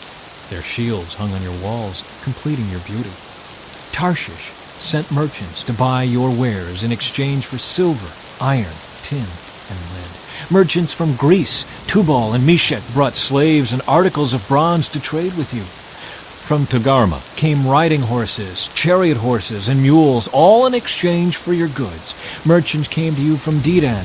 Numerous coastlines were your captive markets. They brought payment in ivory tusks and ebony wood. Syria sent merchants to buy your rich variety of goods. They traded turquoise, purple dyes, embroidery, fine linen, and jewelry of coral and rubies. Judah and Israel traded for your wares, offering wheat from Minnith, figs, honey, olive oil, and balm. Damascus sent merchants to buy your rich variety of goods, bringing wine from Helban and white wool from Zahar. Greeks from Uzal came to trade for your merchandise. Wrought iron, cassia, and fragrant calamus were bartered for your wares. Dedan sent merchants to trade their expensive saddle blankets with you. The Arabians and the princes of Kedar sent merchants to trade lambs and rams and male goats in exchange for your goods. The merchants of Sheba and Ramah came with all kinds of spices, jewels, and gold in exchange for your wares. Haran, Cana, Eden, Sheba, Ashur, and Kilmad came with their merchandise too. They brought choice fabrics to trade, blue cloth, embroidery, and multicolored carpets rolled up and bound with cords. The ships of Tarshish were your ocean caravans. Your island warehouse was filled to the brim. The destruction of Tyre. But look, your oarsmen have taken you into stormy seas. A mighty eastern gale has wrecked you in the heart of the sea. Everything is lost, your riches and wares, your sailors and pilots, your shipbuilders, merchants, and warriors. On the day of your ruin, everyone on board sinks into the depths of the sea. Your cities by the sea tremble as your pilots cry out in terror. All the oarsmen abandon their ships. The sailors and pilots on shore come to stand on the beach. They cry aloud over you and weep bitterly. They throw dust on their heads and roll in ashes. They shave their heads in grief for you and dress themselves in burlap. They weep for you with bitter anguish and deep mourning. As they wail and mourn over you, they sing this sad funeral song. Was there ever such a city as Tyre, now silent at the bottom of the sea? The merchandise you traded satisfied the desires of many nations. Kings at the ends of the earth were enriched by your trade. Now you are a wrecked ship, broken at the bottom of the sea. All your merchandise and crew have gone down with you. All who live along the coastlands are appalled at your terrible fate. Their kings are filled with horror and look on with twisted faces. The merchants among the nations shake their heads at the sight of you, for you have come to a horrible end and will exist no more. Chapter 28. A message for Tyre's king. Then this message came to me from the Lord. Son of man, give the prince of Tyre this message from the sovereign Lord. In your great pride you claim, I am a god. I sit on a divine throne in the heart of the sea.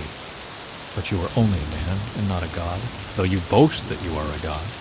You regard yourself as wiser than Daniel, and think no secret is hidden from you. With your wisdom and understanding you have amassed great wealth, gold and silver for your treasuries. Yes, your wisdom has made you very rich, and your riches have made you very proud.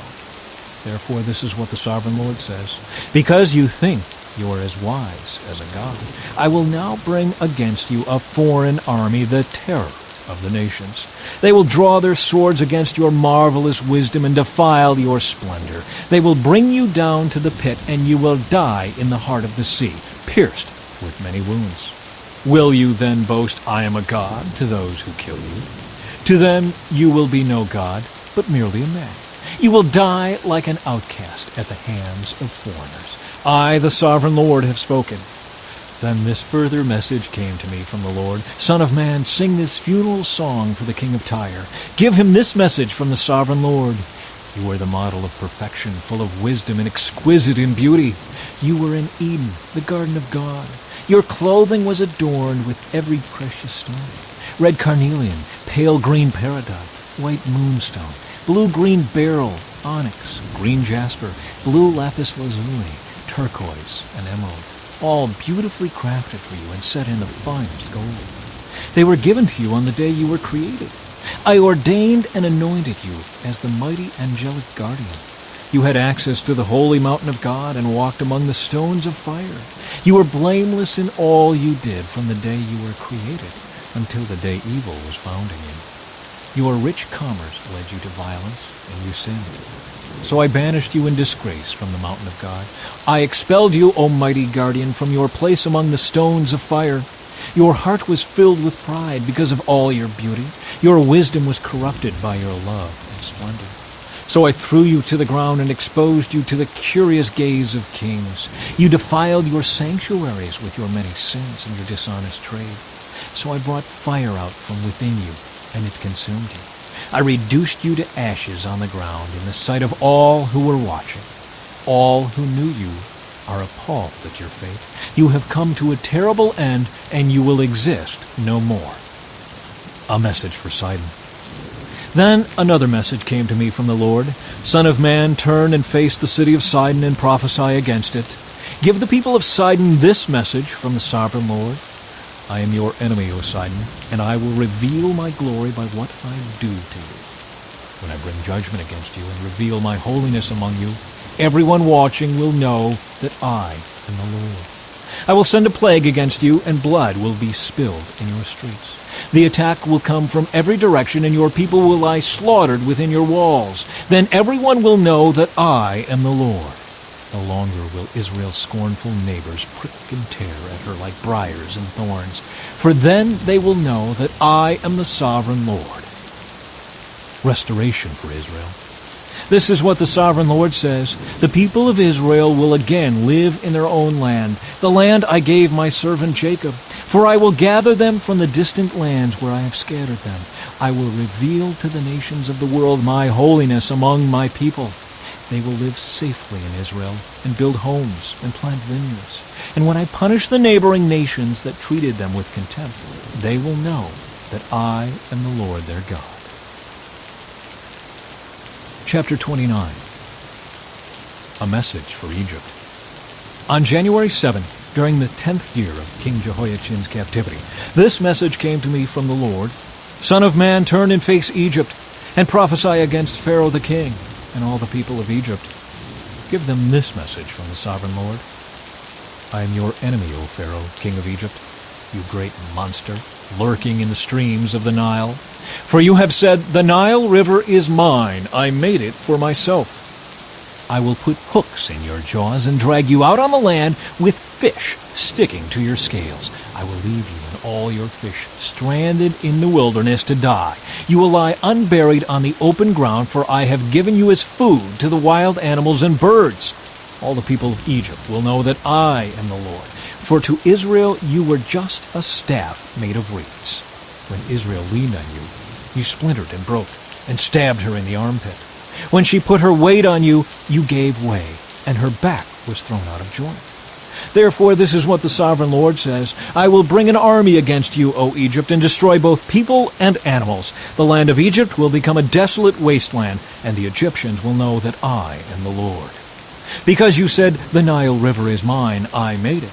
I am now the enemy of both you and your river. I will make the land of Egypt a totally desolate wasteland, from Migdol to Aswan, as far south as the border of Ethiopia. For 40 years not a soul will pass that way, neither people nor animals. It will be completely uninhabited. I will make Egypt desolate, and it will be surrounded by other desolate nations. Its cities will be empty and desolate for 40 years, surrounded by other ruined cities. I will scatter the Egyptians to distant lands. But this is what the sovereign Lord also says. At the end of the 40 years, I will bring the Egyptians home again from the nations to which they have been scattered. I will restore the prosperity of Egypt and bring its people back to the land of Pathros in southern Egypt, from which they came. But Egypt will remain an unimportant minor kingdom. It will be the lowliest of all the nations, never again great enough to rise above its neighbors. Then Israel will no longer be tempted to trust in Egypt for help. Egypt's shattered condition will remind Israel of how sinful she was to trust Egypt in earlier days. Then Israel will know that I am the sovereign Lord. Nebuchadnezzar to conquer Egypt. On April 26, the first day of the new year, during the 27th year of King Jehoiachin's captivity, this message came to me from the Lord. Son of man, the army of King Nebuchadnezzar of Babylon fought so hard against Tyre that the warriors' heads were rubbed bare and their shoulders were raw and blistered. Yet Nebuchadnezzar and his army won no plunder to compensate them for all their work. Therefore this is what the sovereign Lord says, I will give the land of Egypt to Nebuchadnezzar, king of Babylon. He will carry off its wealth, plundering everything it has, so he can pay his army. Yes, I have given him the land of Egypt as a reward for his work, says the sovereign Lord, because he was working for me when he destroyed Tyre. And the day will come when I will cause the ancient glory of Israel to revive. And then, Ezekiel, your words will be respected. Then they will know that I am the Lord. Chapter 30. A sad day for Egypt. This is another message that came to me from the Lord. Son of man, prophesy and give this message from the sovereign Lord. Weep and wail for that day, for the terrible day is almost here, the day of the Lord. It is a day of clouds and gloom, a day of despair for the nations. A sword will come against Egypt, and those who are slaughtered will cover the ground. Its wealth will be carried away, and its foundations destroyed. The land of Ethiopia will be ravished. Ethiopia, Libya, Lydia, all Arabia, and all their other allies will be destroyed in that war. For this is what the Lord says, all of Egypt's allies will fall, and the pride of her power will end. From Migdol to Aswan, they will be slaughtered by the sword, says the sovereign Lord. Egypt will be desolate, surrounded by desolate nations, and its cities will be in ruins, surrounded by other ruined cities. And the people of Egypt will know that I am the Lord when I have set Egypt on fire and destroyed all their allies. At that time I will send swift messengers in ships to terrify the complacent Ethiopians. Great panic will come upon them on that day of Egypt's certain destruction. Watch for it, it is sure to come. For this is what the sovereign Lord says, by the power of King Nebuchadnezzar of Babylon, I will destroy the hordes of Egypt. He and his armies, the most ruthless of all, will be sent to demolish the land. They will make war against Egypt until slaughtered Egyptians cover the ground. I will dry up the Nile River and sell the land to wicked men. I will destroy the land of Egypt and everything in it by the hands of foreigners. I, the Lord, have spoken. This is what the sovereign Lord says. I will smash the idols of Egypt and the images at Memphis. There will be no rulers left in Egypt. Terror will sweep the land. I will destroy southern Egypt, set fire to Zoan, and bring judgment against Thebes. I will pour out my fury on Pelusium, the strongest fortress of Egypt, and I will stamp out the hordes of Thebes. Yes, I will set fire to all Egypt. Pelusium will be racked with pain. Thebes will be torn apart. Memphis will live in constant terror. The young men of Heliopolis and Bubastis will die in battle, and the women will be taken away as slaves. When I come to break the proud strength of Egypt, it will be a dark day for Tahpanhes too. A dark cloud will cover Tahpanhes, and its daughters will be led away as captives. And so I will greatly punish Egypt, and they will know that I am the Lord. The broken arms of Pharaoh. On April 29, during the 11th year of King Jehoiachin's captivity, this message came to me from the Lord. Son of man, I have broken the arm of Pharaoh, the king of Egypt. His arm has not been put in a cast so that it may heal. Neither has it been bound up with a splint to make it strong enough to hold a sword. Therefore, this is what the sovereign Lord says.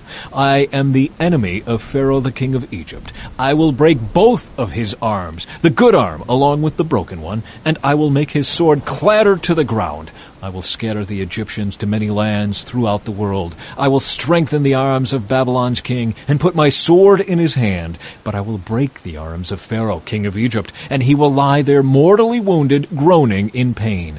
I will strengthen the arms of the king of Babylon, while the arms of Pharaoh fall useless to his sides. And when I put my sword in the hand of Babylon's king, and he brings it against the land of Egypt, Egypt will know that I am the Lord. I will scatter the Egyptians among the nations, dispersing them throughout the earth. Then they will know that I am the Lord. Chapter 31.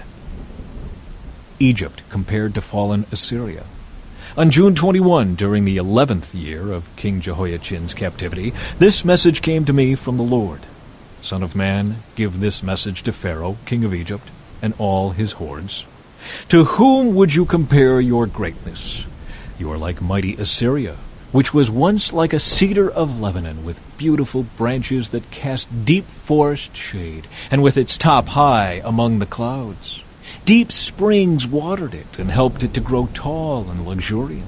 The water flowed around it like a river, streaming to all the trees nearby. This great tree towered high, higher than all the other trees around it. It prospered and grew long, thick branches because of all the water at its roots. The birds nested in its branches, and in its shade all the wild animals gave birth. All the great nations of the world lived in its shadow. It was strong and beautiful, with wide-spreading branches, for its roots went deep into abundant water. No other cedar in the garden of God could rival it. No cypress had branches to equal it. No plane tree had boughs to compare. No tree in the garden of God came close to it in beauty. Because I made this tree so beautiful and gave it such magnificent foliage, it was the envy of all the other trees of Eden, the garden of God. Therefore, this is what the sovereign Lord says. Because Egypt became proud and arrogant, and because it set itself so high above the others, with its top reaching to the clouds, I will hand it over to a mighty nation that will destroy it as its wickedness deserves. I have already discarded it. A foreign army, the terror of the nations, has cut it down and left it fallen on the ground. Its branches are scattered across the mountains and valleys and ravines of the land. All those who lived in its shadow have gone away and left it lying there. The birds roost on its fallen trunk, and the wild animals lie among its branches. Let the tree of no other nation proudly exult in its own prosperity, though it be higher than the clouds, and it be watered from the depths. For all are doomed to die, to go down to the depths of the earth. They will land in the pit along with everyone else on earth. This is what the sovereign Lord says. When Assyria went down to the grave, I made the deep springs mourn. I stopped its rivers and dried up its abundant water. I clothed Lebanon in black and caused the trees of the field to wilt. I made the nation shake with fear at the sound of its fall, for I sent it down to the grave with all the others who descend to the pit. And all the other proud trees of Eden, the most beautiful and the best of Lebanon, the ones whose roots went deep into the water, took comfort to find it there with them in the depths of the earth. Its allies, too, were all destroyed and had passed away. They had gone down to the grave, all those nations that had lived in its shade. O Egypt, to which of the trees of Eden will you compare your strength and glory? You, too, will be brought down to the depths with all these other nations.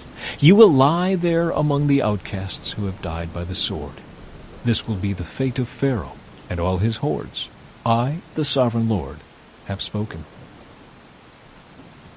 Chapter 32. A warning for Pharaoh.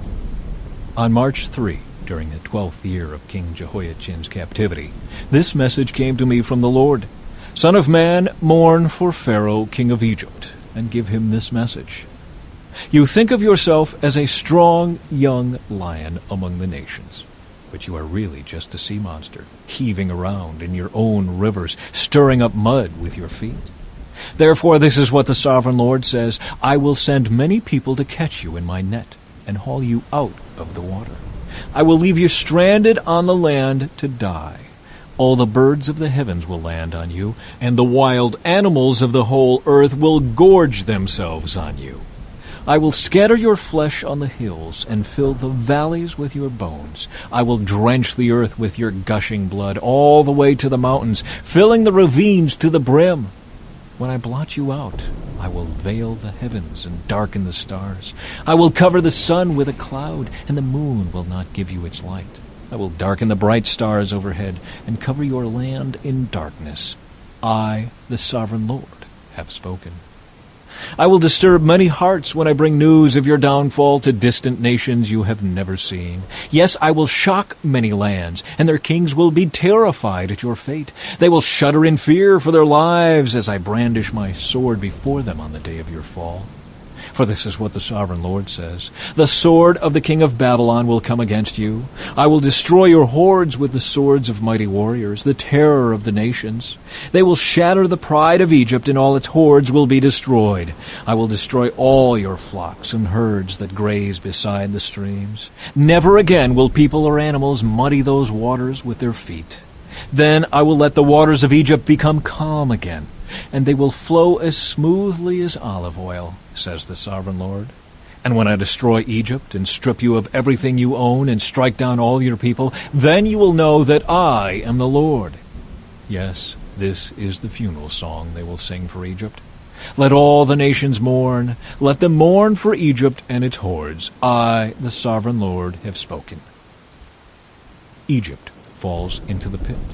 On March 17, during the 12th year, another message came to me from the Lord. Son of man, weep for the hordes of Egypt and for the other mighty nations, for I will send them down to the world below in company with those who descend to the pit.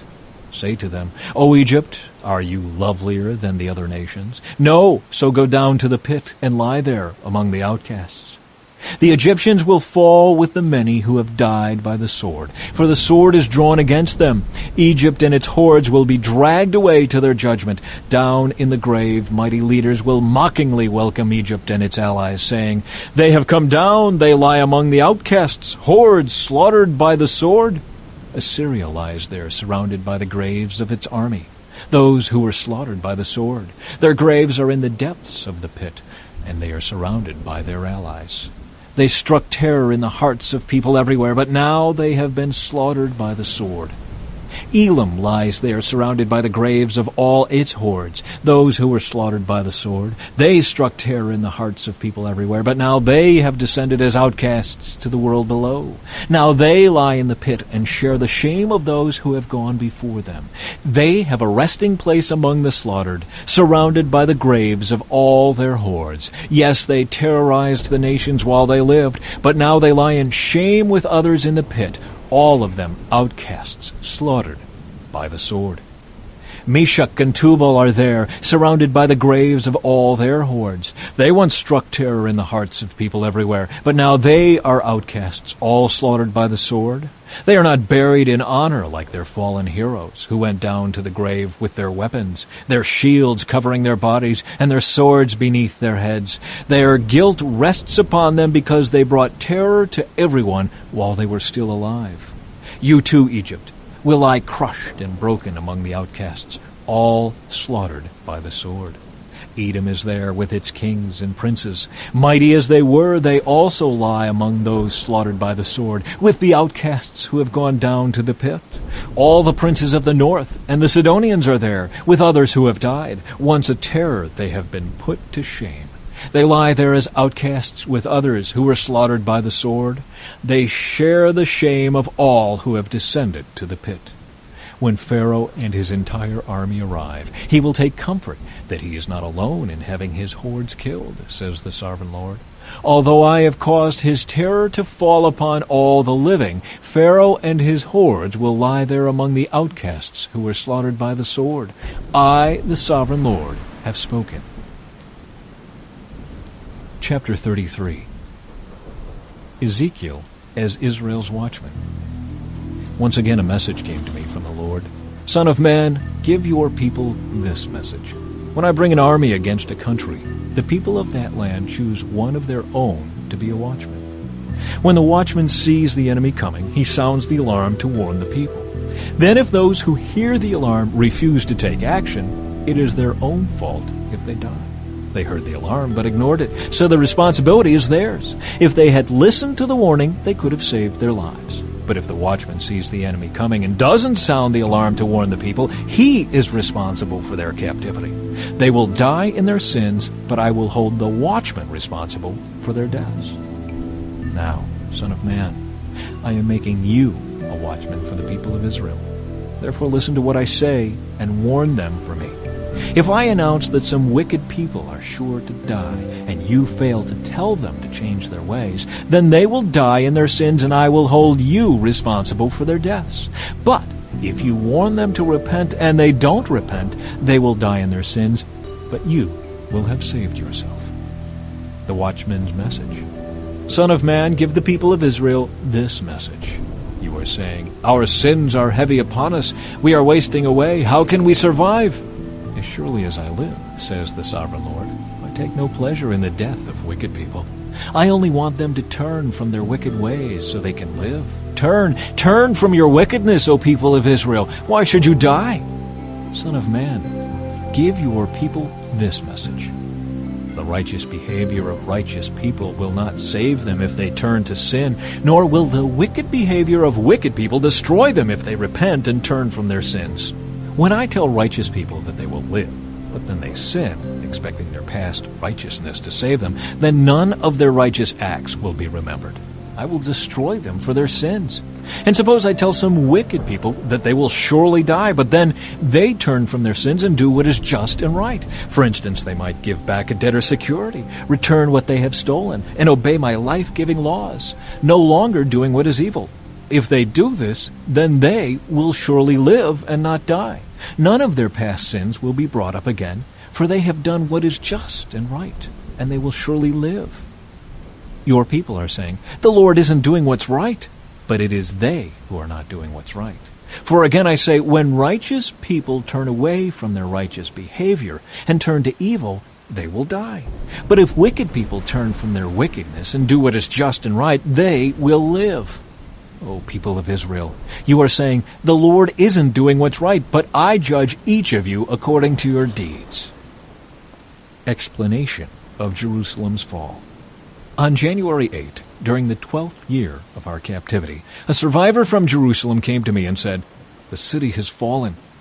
The previous evening the Lord had taken hold of me and given me back my voice, so I was able to speak when this man arrived the next morning.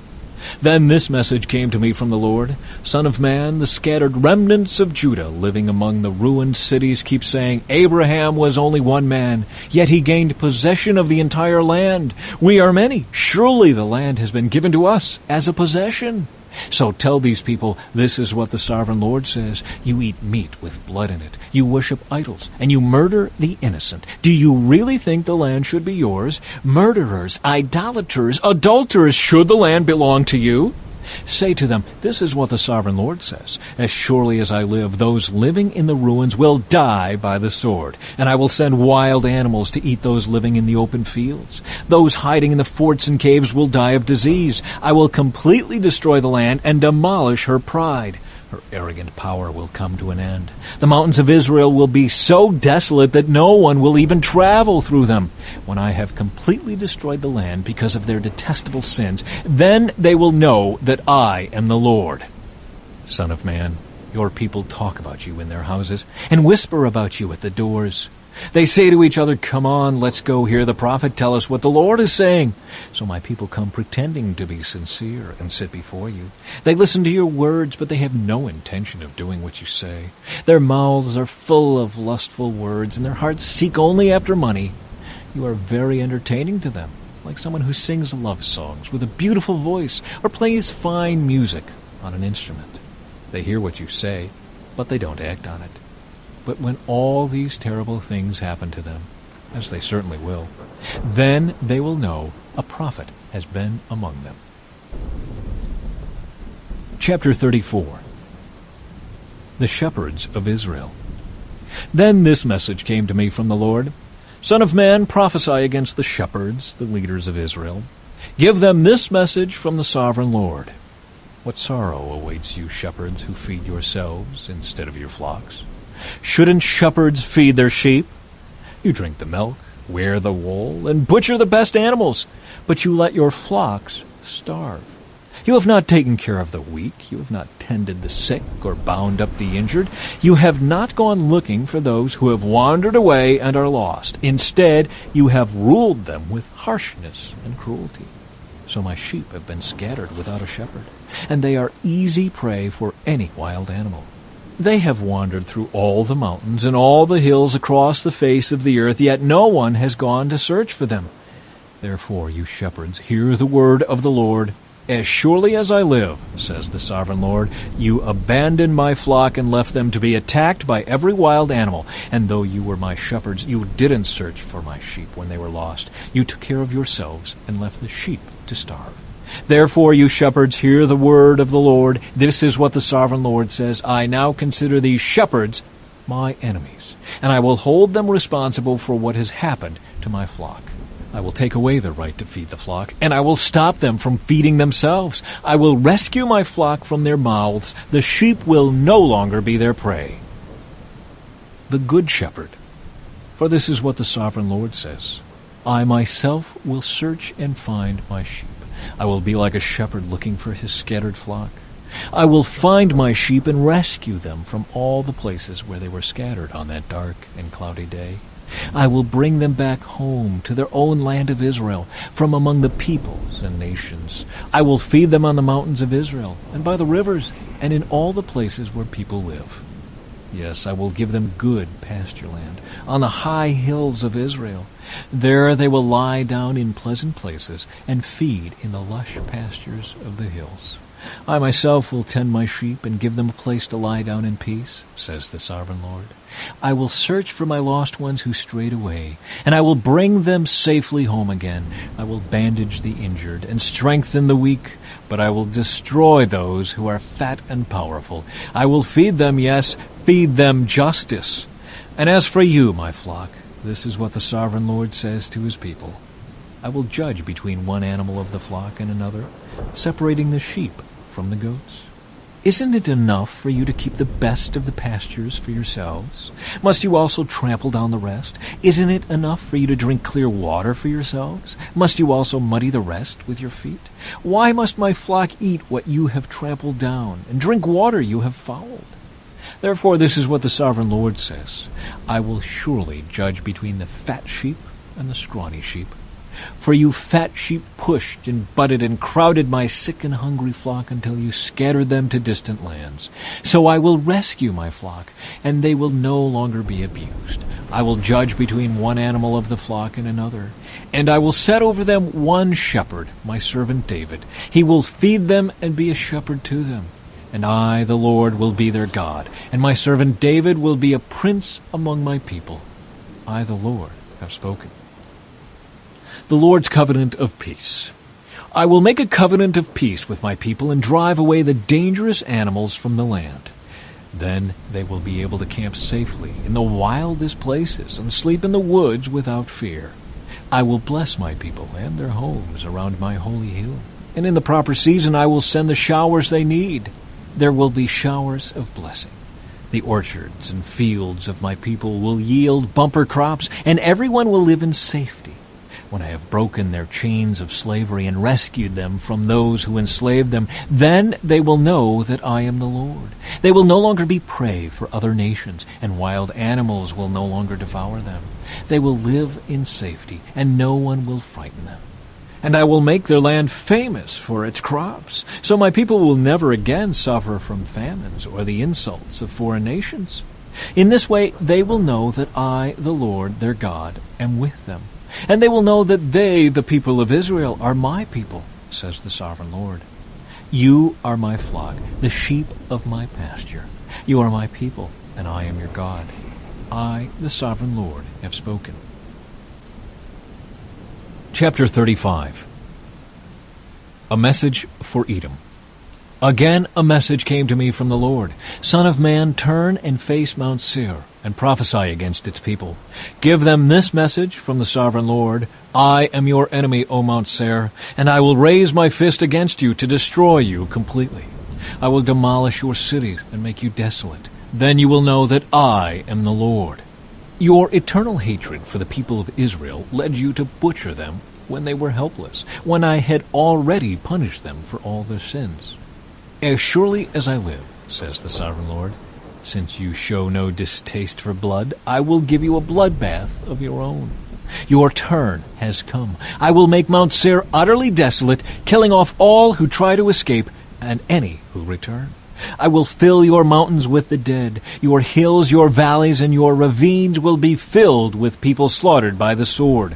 I will make you desolate forever. Your cities will never be rebuilt. Then you will know that I am the Lord. For you said, the lands of Israel and Judah will be ours. We will take possession of them. What do we care that the Lord is there? Therefore, as surely as I live, says the Sovereign Lord, I will pay back your angry deeds with my own. I will punish you for all your acts of anger, envy, and hatred, and I will make myself known to Israel by what I do to you. Then you will know that I, the Lord, have heard every contemptuous word you spoke against the mountains of Israel. For you said, they are desolate. They have been given to us as food to eat. In saying that, you boasted proudly against me, and I have heard it all. This is what the Sovereign Lord says. The whole world will rejoice when I make you desolate. You rejoiced at the desolation of Israel's territory. No, I will rejoice at yours. You will be wiped out, you people of Mount Seir, and all who live in Edom. Then you will know that I am the Lord. Chapter 36. Restoration for Israel. Son of man, prophesy to Israel's mountains. Give them this message. O mountains of Israel, hear the word of the Lord. This is what the Sovereign Lord says. Your enemies have taunted you, saying, Aha, now the ancient heights belong to us. Therefore, Son of man, give the mountains of Israel this message from the Sovereign Lord. Your enemies have attacked you from all directions, making you the property of many nations and the object of much mocking and slander.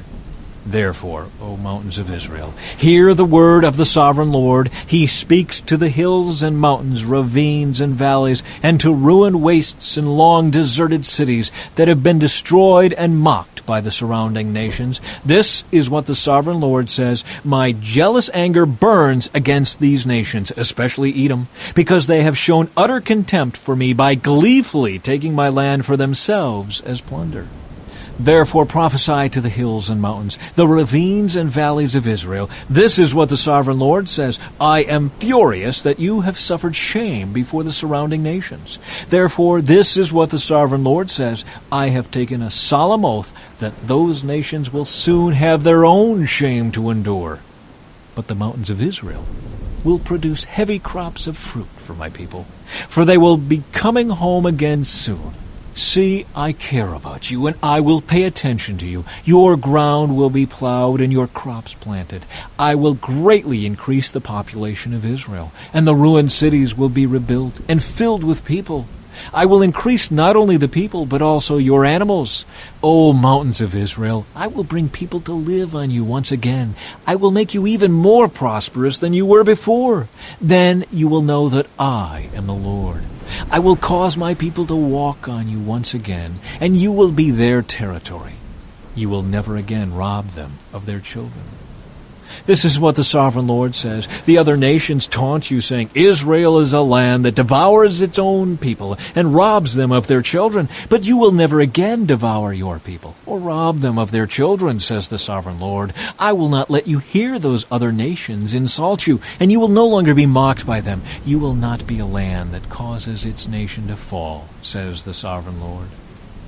Then this further message came to me from the Lord. Son of man, when the people of Israel were living in their own land, they defiled it by the evil way they lived. To me their conduct was as unclean as a woman's menstrual cloth. They polluted the land with murder and the worship of idols. So I poured out my fury on them. I scattered them to many lands to punish them for the evil way they had lived. But when they were scattered among the nations, they brought shame on my holy name. For the nations said, These are the people of the Lord, but he couldn't keep them safe in his own land.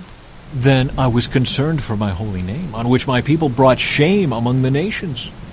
Therefore, give the people of Israel this message from the Sovereign Lord. I am bringing you back, but not because you deserve it. I am doing it to protect my holy name, on which you brought shame while you were scattered among the nations. I will show you how holy my great name is, the name on which you brought shame among the nations. And when I reveal my holiness through you before their very eyes, says the Sovereign Lord, then the nations will know that I am the Lord. For I will gather you up from all the nations and bring you home again to your land. Then I will sprinkle clean water on you, and you will be clean. Your filth will be washed away, and you will no longer worship idols. And I will give you a new heart, and I will put a new spirit in you. I will take out your stony, stubborn heart, and give you a tender, responsive heart. And I will put my spirit in you, so that you will follow my decrees and be careful to obey my regulations. And you will live in Israel, the land I gave your ancestors long ago. You will be my people, and I will be your God.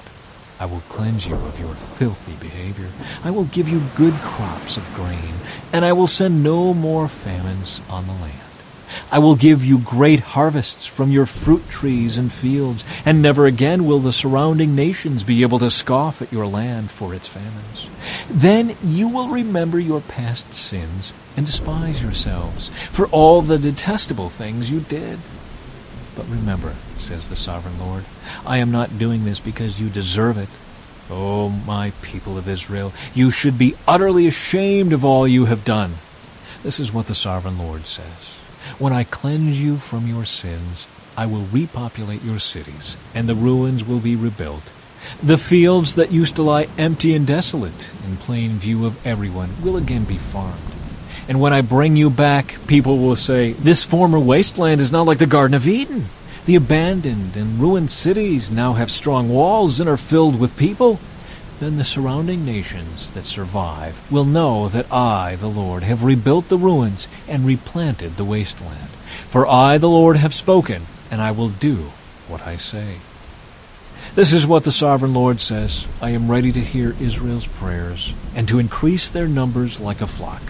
They will be as numerous as the sacred flocks that fill Jerusalem's streets at the time of her festivals. The ruined cities will be crowded with people once more, and everyone will know that I am the Lord. Chapter 37. A Valley of Dry Bones. The Lord took hold of me, and I was carried away by the Spirit of the Lord to a valley filled with bones.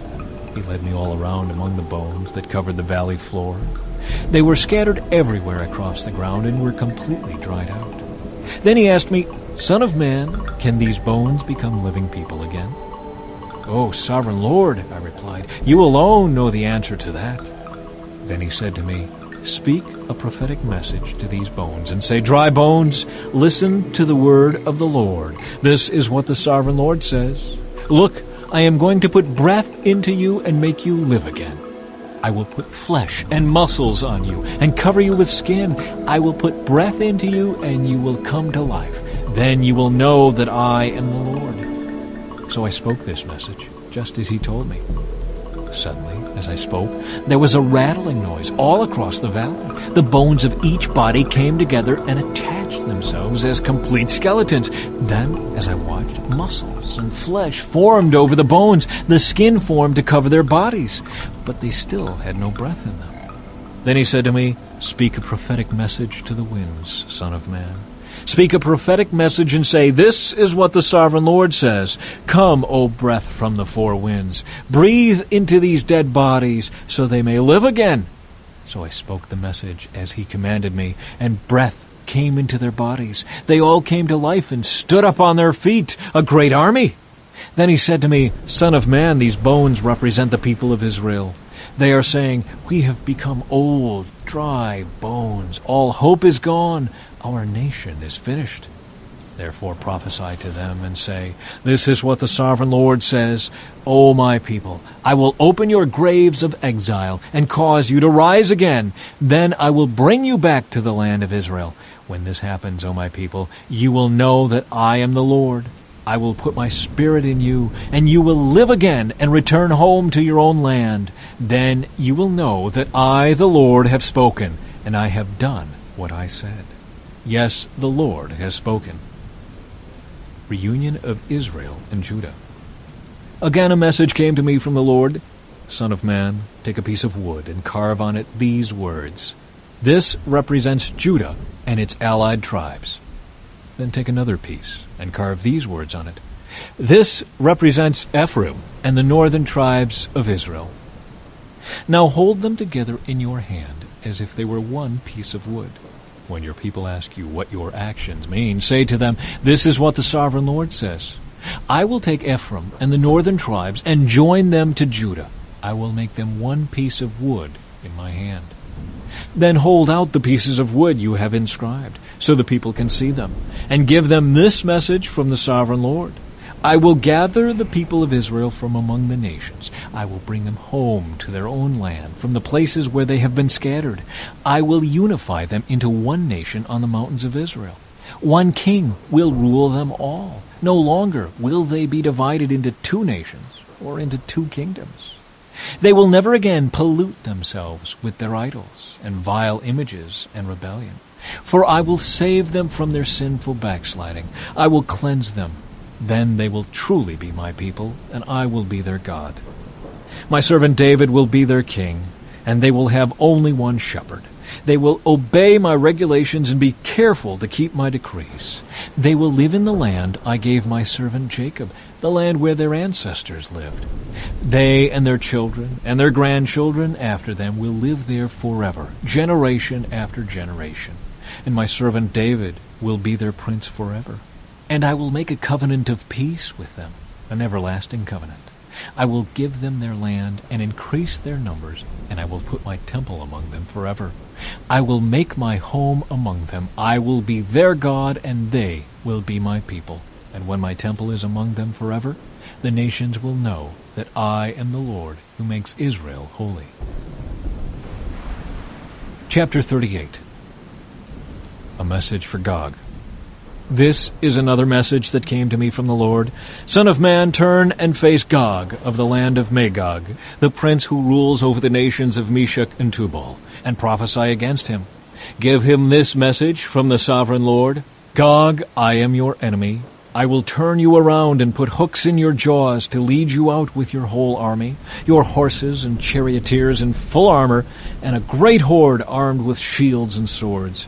Persia, Ethiopia, and Libya will join you too, with all their weapons.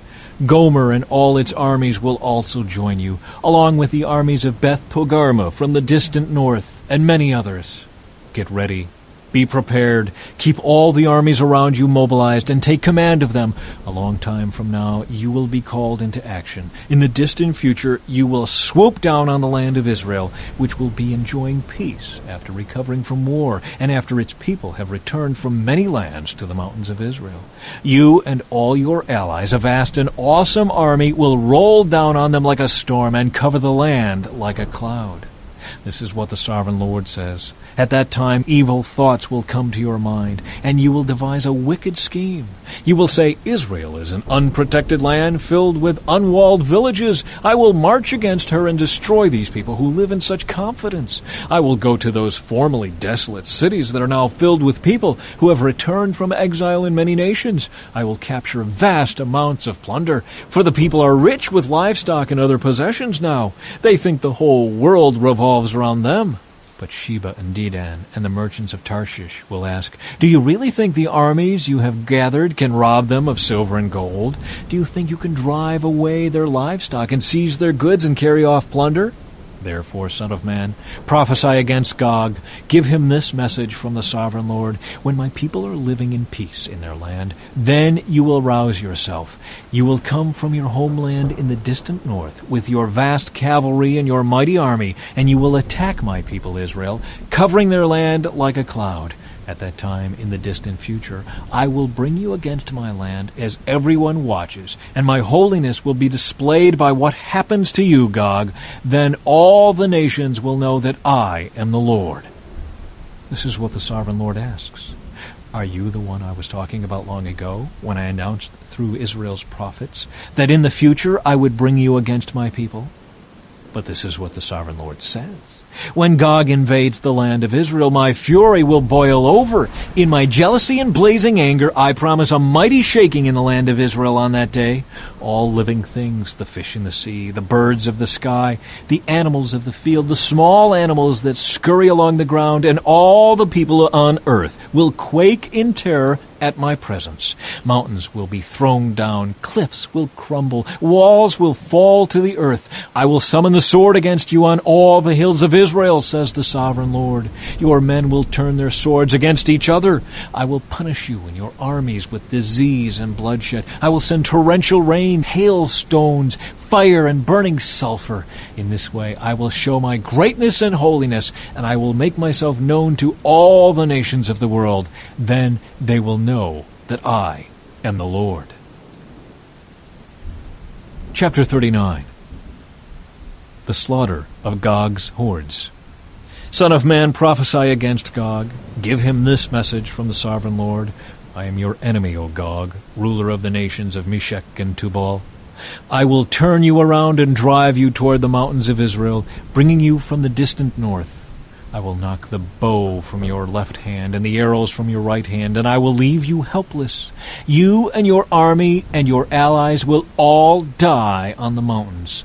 I will feed you to the vultures and wild animals. You will fall in the open fields, for I have spoken, says the sovereign Lord. And I will rain down fire on Magog and on all your allies who live safely on the coasts. Then they will know that I am the Lord. In this way I will make known my holy name among my people of Israel. I will not let anyone bring shame on it. And the nations too will know that I am the Lord, the Holy One of Israel. That day of judgment will come, says the sovereign Lord. Everything will happen just as I have declared it. Then the people in the towns of Israel will go out and pick up your small and large shields, bows and arrows, javelins and spears, and they will use them for fuel. There will be enough to last them 7 years. They won't need to cut wood from the fields or forests, for these weapons will give them all the fuel they need. They will plunder those who plan to plunder them, and they will rob those who plan to rob them, says the sovereign Lord.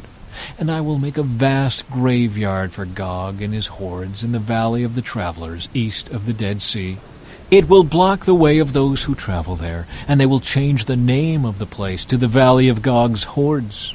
It will take 7 months for the people of Israel to bury the bodies and cleanse the land.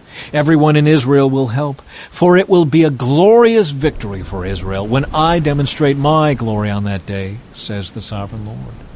After 7 months, teams of men will be appointed to search the land for skeletons to bury, so the land will be made clean again.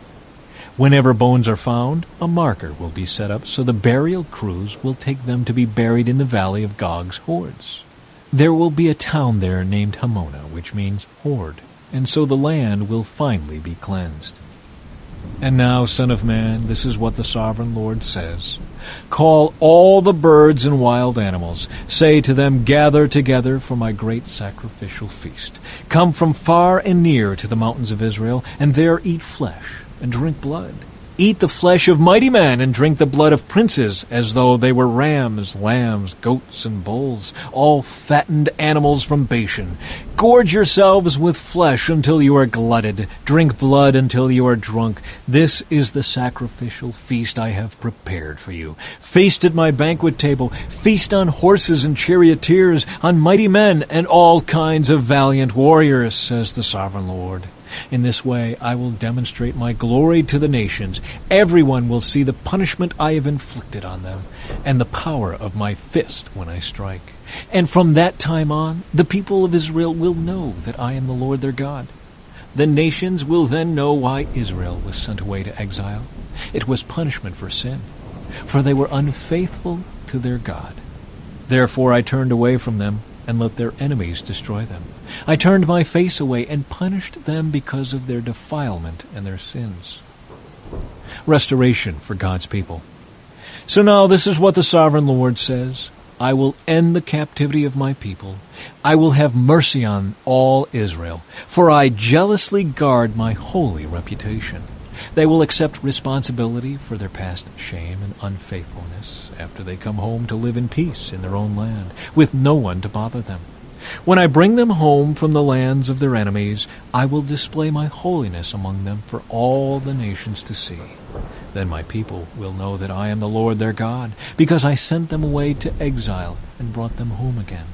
I will leave none of my people behind, and I will never again turn my face from them. For I will pour out my Spirit upon the people of Israel. I, the sovereign Lord, have spoken. Chapter 40. The New Temple Area. On April 28, during the 25th year of our captivity, 14 years after the fall of Jerusalem, the Lord took hold of me. In a vision from God, he took me to the land of Israel and set me down on a very high mountain. From there I could see toward the south what appeared to be a city. As he brought me nearer, I saw a man whose face shone like bronze, standing beside a gateway entrance. He was holding in his hand a linen measuring cord and a measuring rod.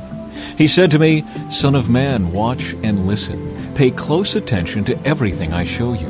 You have been brought here so I can show you many things. Then you will return to the people of Israel and tell them everything you have seen. The East Gateway. I could see a wall completely surrounding the temple area. The man took a measuring rod that was 10.5 feet long and measured the wall, and the wall was 10.5 feet thick and 10.5 feet high. Then he went over to the eastern gateway.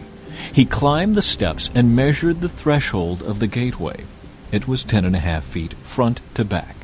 There were guard alcoves on each side built into the gateway passage. Each of these alcoves was 10.5 feet square, with a distance between them of 8 3/4 feet along the passage wall. The gateway's inner threshold, which led to the entry room at the inner end of the gateway passage, was 10.5 feet front to back. He also measured the entry room of the gateway. It was 14 feet across, with supporting columns 3.5 feet thick. This entry room was at the inner end of the gateway structure, facing toward the temple. There were 3 guard alcoves on each side of the gateway passage. Each had the same measurements, and the dividing walls separating them were also identical. The man measured the gateway entrance, which was 17.5 feet wide at the opening and 22 3/4 feet wide in the gateway passage. In front of each of the guard alcoves was a 21-inch curb. The alcoves themselves were 10.5 feet on each side. Then he measured the entire width of the gateway, measuring the distance between the back walls of facing guard alcoves. This distance was 43 3/4 feet. He measured the dividing walls all along the inside of the gateway up to the entry room of the gateway. This distance was 105 feet. The full length of the gateway passage was 87.5 feet from one end to the other. There were recessed windows that narrowed inward through the walls of the guard alcoves and their dividing walls. There were also windows in the entry room. The surfaces of the dividing walls were decorated with carved palm trees. The outer courtyard. Then the man brought me through the gateway into the outer courtyard of the temple. A stone pavement ran along the walls of the courtyard, and 30 rooms were built against the walls, opening onto the pavement. This pavement flanked the gates and extended out from the walls into the courtyard the same distance as the gateway entrance.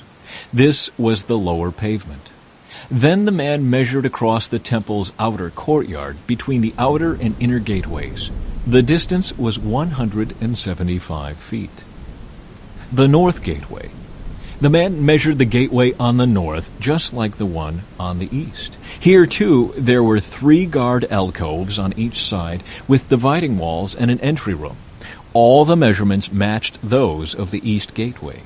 The gateway passage was 87.5 feet long and 43 3/4 feet wide between the back walls of facing guard alcoves. The windows, the entry room, and the palm tree decorations were identical to those in the east gateway. There were 7 steps leading up to the gateway entrance, and the entry room was at the inner end of the gateway passage. Here, on the north side, just as on the east, there was another gateway leading to the temple's inner courtyard directly opposite this outer gateway. The distance between the 2 gateways was 175 feet. The south gateway. Then the man took me around to the south gateway and measured its various parts, and they were exactly the same as in the others. It had windows along the walls as the others did, and there was an entry room where the gateway passage opened into the outer courtyard. And like the others, the gateway passage was 87.5 feet long and 43 3/4 feet wide between the back walls of facing guard alcoves. This gateway also had a stairway of 7 steps leading up to it, and an entry room at the inner end, and palm tree decorations along the dividing walls. And here again, directly opposite the outer gateway, was another gateway that led into the inner courtyard. The distance between the 2 gateways was 175 feet. Gateways to the inner courtyard. Then the man took me to the south gateway leading into the inner courtyard. He measured it. and it had the same measurements as the other gateways. Its guard alcoves, dividing walls, and entry room were the same size as those in the others. It also had windows along its walls and in the entry room.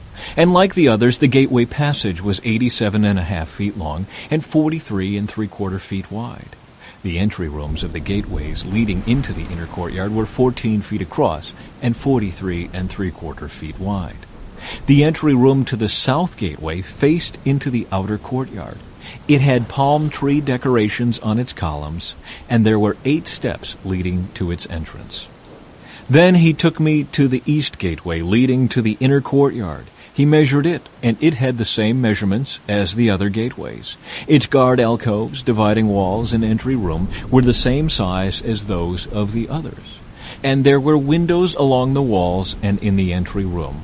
The gateway passage measured 87.5 feet long and 43.75 feet wide. Its entry room faced into the outer courtyard. It had palm tree decorations on its columns, and there were 8 steps leading to its entrance. Then he took me around to the north gateway leading to the inner courtyard. He measured it, and it had the same measurements as the other gateways. The guard alcoves, dividing walls, and entry room of this gateway had the same measurements as in the others and the same window arrangements. The gateway passage measured 87.5 feet long and 43.75 feet wide. Its entry room faced into the outer courtyard, and it had palm tree decorations on the columns. There were 8 steps leading to its entrance. Rooms for preparing sacrifices. A door led from the entry room of one of the inner gateways into a side room where the meat for sacrifices was washed. On each side of this entry room were 2 tables where the sacrificial animals were slaughtered for the burnt offerings, sin offerings, and guilt offerings. Outside the entry room, on each side of the stairs going up to the north entrance, were 2 more tables. So there were 8 tables in all, 4 inside and 4 outside, where the sacrifices were cut up and prepared. There were also 4 tables of finished stone for preparation of the burnt offerings, each 31.5 inches square and 21 inches high. On these tables were placed the butchering knives and other implements for slaughtering the sacrificial animals. There were hooks, each 3 inches long, fastened to the foyer walls. The sacrificial meat was laid on the tables. Rooms for the priests. Inside the inner courtyard were 2 rooms, one beside the north gateway facing south, and the other beside the south gateway facing north. And the man said to me, "The room beside the north inner gate is for the priests who supervise the temple maintenance. The room beside the south inner gate is for the priests in charge of the altar, the descendants of Zadok, for they alone of all the Levites may approach the Lord to minister to him." The inner courtyard and temple. Then the man measured the inner courtyard, and it was a square, 175 feet wide and 175 feet across. The altar stood in the courtyard in front of the temple. Then he brought me to the entry room of the temple. He measured the walls on either side of the opening to the entry room, and they were 8.75 feet thick. The entrance itself was 24.5 feet wide, and the walls on each side of the entrance were an additional 5.25 feet long. The entry room was 35 feet wide and 21 feet deep. There were 10 steps leading up to it, with a column on each side. Chapter 41. After that, the man brought me into the sanctuary of the temple. He measured the walls on either side of its doorway, and they were 10.5 feet thick. The doorway was 17.5 feet wide, and the walls on each side of it were 8.75 feet long.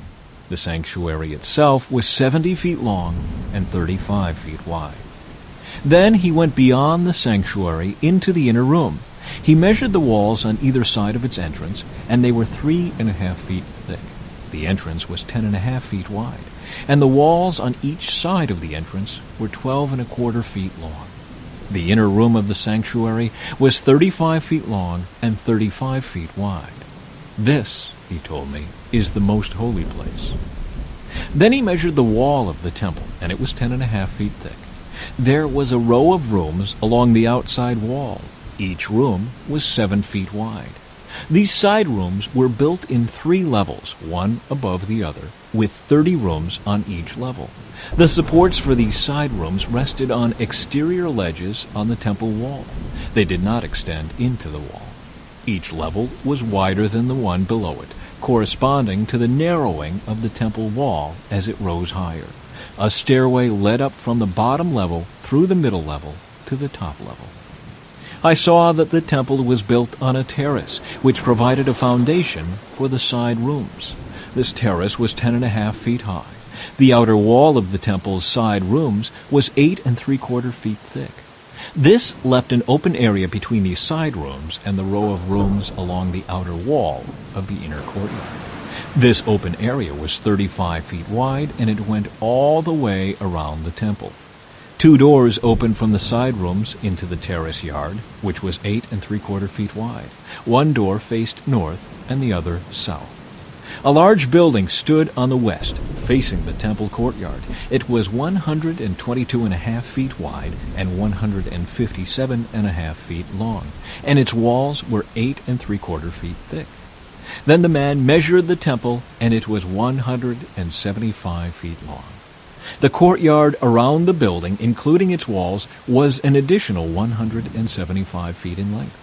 The inner courtyard to the east of the temple was also 175 feet wide. The building to the west, including its 2 walls, was also 175 feet wide. The sanctuary, the inner room, and the entry room of the temple were all paneled with wood, as were the frames of the recessed windows. The inner walls of the temple were paneled with wood above and below the windows. The space above the door leading into the inner room and its walls inside and out were also paneled. All the walls were decorated with carvings of cherubim, each with 2 faces, and there was a carving of a palm tree between each of the cherubim. One face, that of a man, looked toward the palm tree on one side. The other face, that of a young lion, looked toward the palm tree on the other side. The figures were carved all along the inside of the temple, from the floor to the top of the walls, including the outer wall of the sanctuary. There were square columns at the entrance to the sanctuary, and the ones at the entrance of the most holy place were similar. There was an altar made of wood, 5 1/4 feet high and 3.5 feet across. Its corners, base, and sides were all made of wood. This, the man told me, is the table that stands in the Lord's presence. Both the sanctuary and the most holy place had double doorways, each with 2 swinging doors. The doors leading into the sanctuary were decorated with carved cherubim and palm trees, just as on the walls. And there was a wooden roof at the front of the entry room to the temple. On both sides of the entry room were recessed windows decorated with carved palm trees. The side rooms along the outside wall also had roofs. Chapter 42. Rooms for the priests. Then the man led me out of the temple courtyard by way of the north gateway. We entered the outer courtyard and came to a group of rooms against the north wall of the inner courtyard. This structure, whose entrance opened toward the north, was 175 feet long and 87.5 feet wide. One block of rooms overlooked the 35-foot width of the inner courtyard. Another block of rooms looked out onto the pavement of the outer courtyard. The 2 blocks were built 3 levels high and stood across from each other. Between the 2 blocks of rooms ran a walkway 17.5 feet wide. It extended the entire 175 feet of the complex, and all the doors faced north. Each of the 2 upper levels of rooms was narrower than the one beneath it because the upper levels had to allow space for walkways in front of them. Since there were 3 levels, and they did not have supporting columns as in the courtyards, each of the upper levels was set back from the level beneath it. There was an outer wall that separated the rooms from the outer courtyard. It was 87.5 feet long. This wall added length to the outer block of rooms, which extended for only 87.5 feet, while the inner block, the rooms toward the temple, extended for 175 feet. There was an eastern entrance from the outer courtyard to these rooms. On the south side of the temple, there were 2 blocks of rooms just south of the inner courtyard, between the temple and the outer courtyard. These rooms were arranged just like the rooms on the north. There was a walkway between the two blocks of rooms, just like the complex on the north side of the temple. This complex of rooms was the same length and width as the other one, and it had the same entrances and doors. The dimensions of each were identical. So there was an entrance in the wall facing the doors of the inner block of rooms, and another on the east at the end of the interior walkway. Then the man told me, "These rooms that overlook the temple from the north and south are holy. Here the priests who offer sacrifices to the Lord will eat the most holy offerings. And because these rooms are holy, they will be used to store the sacred offerings, the grain offerings, sin offerings, and guilt offerings. When the priests leave the sanctuary, they must not go directly to the outer courtyard. They must first take off the clothes they wore while ministering, because these clothes are holy. They must put on other clothes before entering the parts of the building complex open to the public." When the man had finished measuring the inside of the temple area, he led me out through the east gateway to measure the entire perimeter. He measured the east side with his measuring rod, and it was 875 feet long. Then he measured the north side, and it was also 875 feet. The south side was also 875 feet, and the west side was also 875 feet. So the area was 875 feet on each side, with a wall all around it to separate what was holy from what was common. Chapter 43. The Lord's glory returns. After this, the man brought me back around to the east gateway. Suddenly, the glory of the God of Israel appeared from the east. The sound of his coming was like the roar of rushing waters, and the whole landscape shone with his glory. This vision was just like the others I had seen, first by the Kebar River, and then when he came to destroy Jerusalem. I fell face down on the ground, and the glory of the Lord came into the temple through the east gateway. Then the Spirit took me up and brought me into the inner courtyard, and the glory of the Lord filled the temple. And I heard someone speaking to me from within the temple, while the man who had been measuring stood beside me. The Lord said to me, "Son of man, this is the place of my throne, and the place where I will rest my feet. I will live here forever among the people of Israel. They and their kings will not defile my holy name any longer by their adulterous worship of other gods, or by honoring the relics of their kings who have died. They put their idol altars right next to mine, with only a wall between them and me. They defiled my holy name by such detestable sin, so I consumed them in my anger. Now let them stop worshiping other gods and honoring the relics of their kings, and I will live among them forever. Son of man, describe to the people of Israel the temple I have shown you, so they will be ashamed of all their sins. Let them study its plan, and they will be ashamed of what they have done. Describe to them all the specifications of the temple, including its entrances and exits, and everything else about it. Tell them about its decrees and laws. Write down all these specifications and decrees as they watch, so they will be sure to remember and follow them. And this is the basic law of the temple, absolute holiness. The entire top of the mountain where the temple is built is holy. Yes, this is the basic law of the temple. The altar. These are the measurements of the altar. There is a gutter all around the altar, 21 inches deep and 21 inches wide, with a curb 9 inches wide around its edge. And this is the height of the altar. From the gutter, the altar rises 3.5 feet to a lower ledge that surrounds the altar and is 21 inches wide. From the lower ledge, the altar rises 7 feet to the upper ledge that is also 21 inches wide. The top of the altar, the hearth, rises another 7 feet higher, with a horn rising up from each of the 4 corners. The top of the altar is square, measuring 21 feet by 21 feet. The upper ledge also forms a square, measuring 24.5 feet by 24.5 feet, with a 21-inch gutter and a 10.5-inch curb all around the edge. There are steps going up the east side of the altar. Then he said to me, "Son of man, this is what the sovereign Lord says. These will be the regulations for the burning of offerings and the sprinkling of blood when the altar is built. At that time, the Levitical priests of the family of Zadok, who minister before me, are to be given a young bull for a sin offering, says the Sovereign Lord.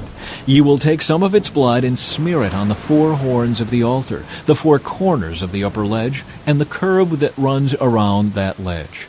This will cleanse and make atonement for the altar.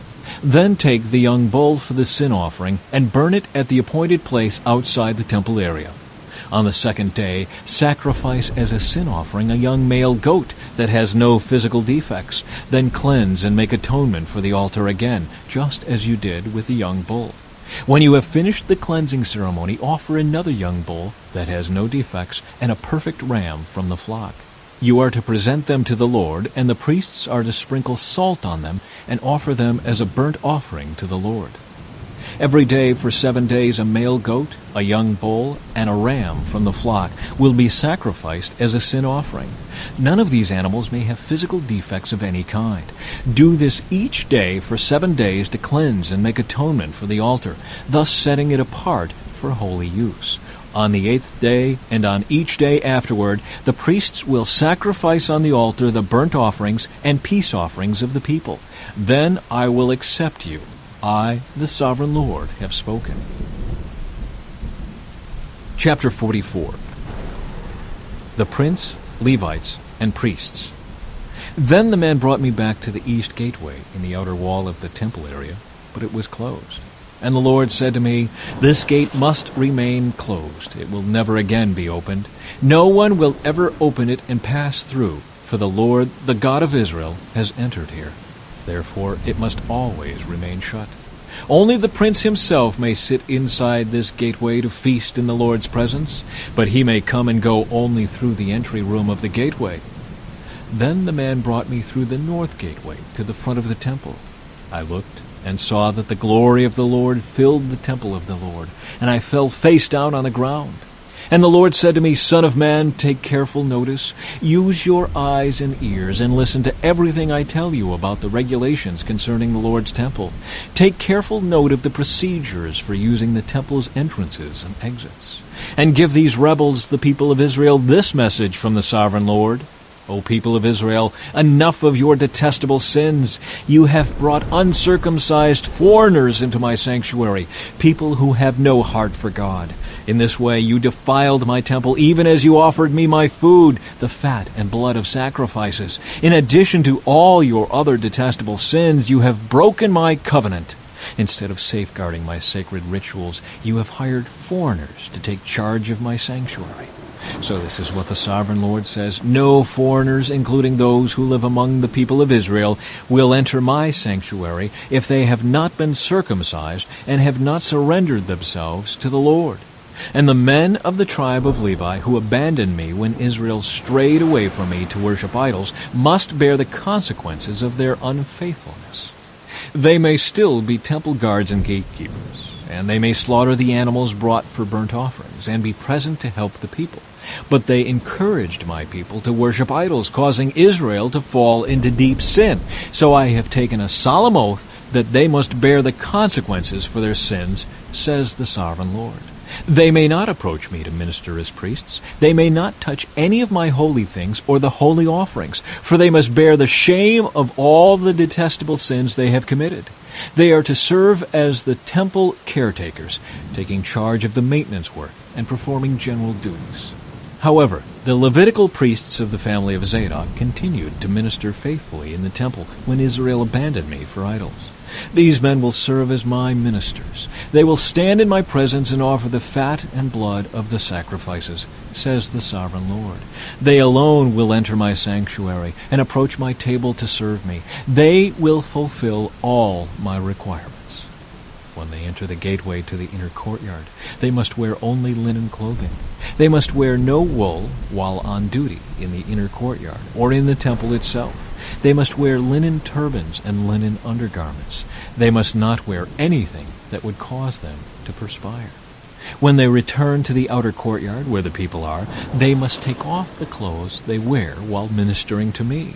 They must leave them in the sacred rooms and put on other clothes, so they do not endanger anyone by transmitting holiness to them through this clothing.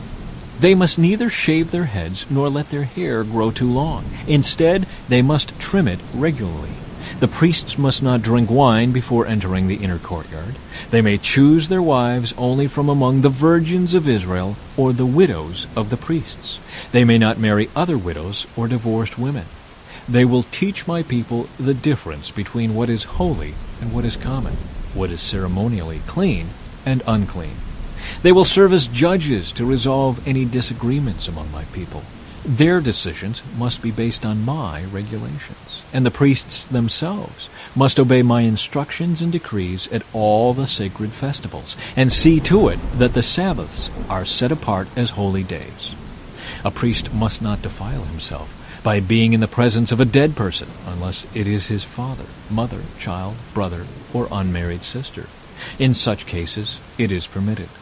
Even then, he can return to his temple duties only after being ceremonially cleansed and then waiting for 7 days.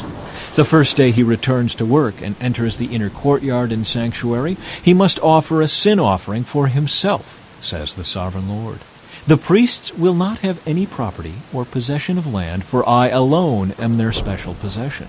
Their food will come from the gifts and sacrifices brought to the temple by the people, the grain offerings, the sin offerings, and the guilt offerings. Whatever anyone sets apart for the Lord will belong to the priests. The first of the ripe fruits and all the gifts brought to the Lord will go to the priests. The first samples of each grain harvest and the first of your flour must also be given to the priests, so the Lord will bless your homes.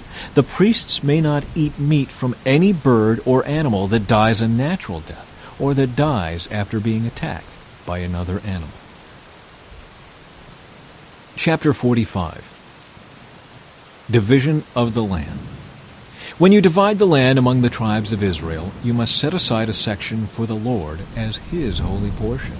This piece of land will be 8 1/3 miles long and 6 2/3 miles wide.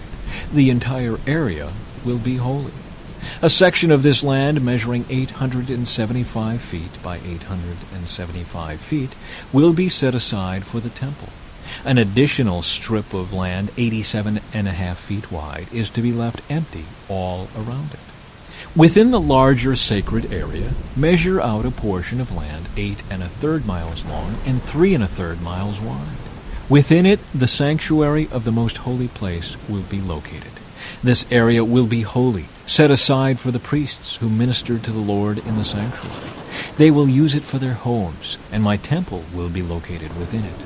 The strip of sacred land next to it, also 8 1/3 miles long and 3 1/3 miles wide, will be a living area for the Levites who work at the temple.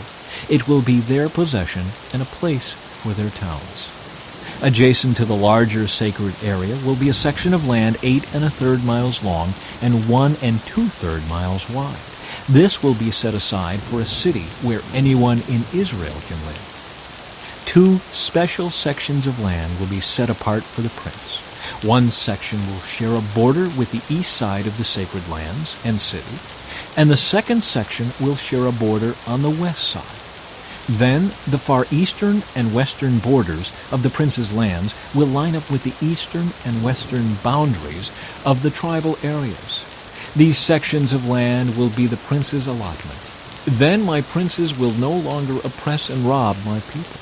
They will assign the rest of the land to the people, giving an allotment to each tribe. Rules for the princes. For this is what the Sovereign Lord says, "Enough, you princes of Israel. Stop your violence and oppression and do what is just and right. Quit robbing and cheating my people out of their land. Stop expelling them from their homes, says the Sovereign Lord. Use only honest weights and scales and honest measures, both dry and liquid. The homer will be your standard unit for measuring volume. The ephah and the bath will each measure 1/10 of a homer. The standard unit for weight will be the silver shekel. 1 shekel will consist of 20 gerahs, and 60 shekels will be equal to 1 minnah. Special offerings and celebrations. You must give this tax to the prince, 1 bushel of wheat or barley for every 60 you harvest, 1% of your olive oil, and 1 sheep or goat for every 200 in your flocks in Israel. These will be the grain offerings, burnt offerings, and peace offerings that will make atonement for the people who bring them, says the Sovereign Lord. All the people of Israel must join in bringing these offerings to the prince. The prince will be required to provide offerings that are given at the religious festivals, the new moon celebrations, the Sabbath days, and all other similar occasions. He will provide the sin offerings, burnt offerings, grain offerings, liquid offerings, and peace offerings to purify the people of Israel, making them right with the Lord. This is what the Sovereign Lord says. In early spring, on the first day of each new year, sacrifice a young bull with no defects to purify the temple. The priest will take blood from this sin offering and put it on the doorposts of the temple, the four corners of the upper ledge of the altar, and the gateposts at the entrance to the inner courtyard. Do this also on the seventh day of the new year for anyone who has sinned through error or ignorance. In this way, you will purify the temple. On the 14th day of the first month, you must celebrate the Passover. This festival will last for 7 days. The bread you eat during that time must be made without yeast. On the day of Passover, the prince will provide a young bull as a sin offering for himself and the people of Israel. On each of the 7 days of the feast, he will prepare a burnt offering to the Lord, consisting of 7 young bulls and 7 rams without defects. A male goat will also be given each day for a sin offering. The prince will provide a basket of flour as a grain offering and a gallon of olive oil with each young bull and ram. During the 7 days of the Festival of Shelters, which occurs every year in early autumn, the prince will provide these same sacrifices for the sin offering, the burnt offering, and the grain offering, along with the required olive oil. Chapter 46. This is what the Sovereign Lord says. The east gateway of the inner courtyard will be closed during the 6 workdays each week. But it will be open on Sabbath days and the days of new moon celebrations. The prince will enter the entry room of the gateway from the outside. Then he will stand by the gatepost while the priest offers his burnt offering and peace offering. He will bow down in worship inside the gateway passage and then go back out the way he came. The gateway will not be closed until evening. The common people will bow down and worship the Lord in front of this gateway on Sabbath days and the days of new moon celebrations.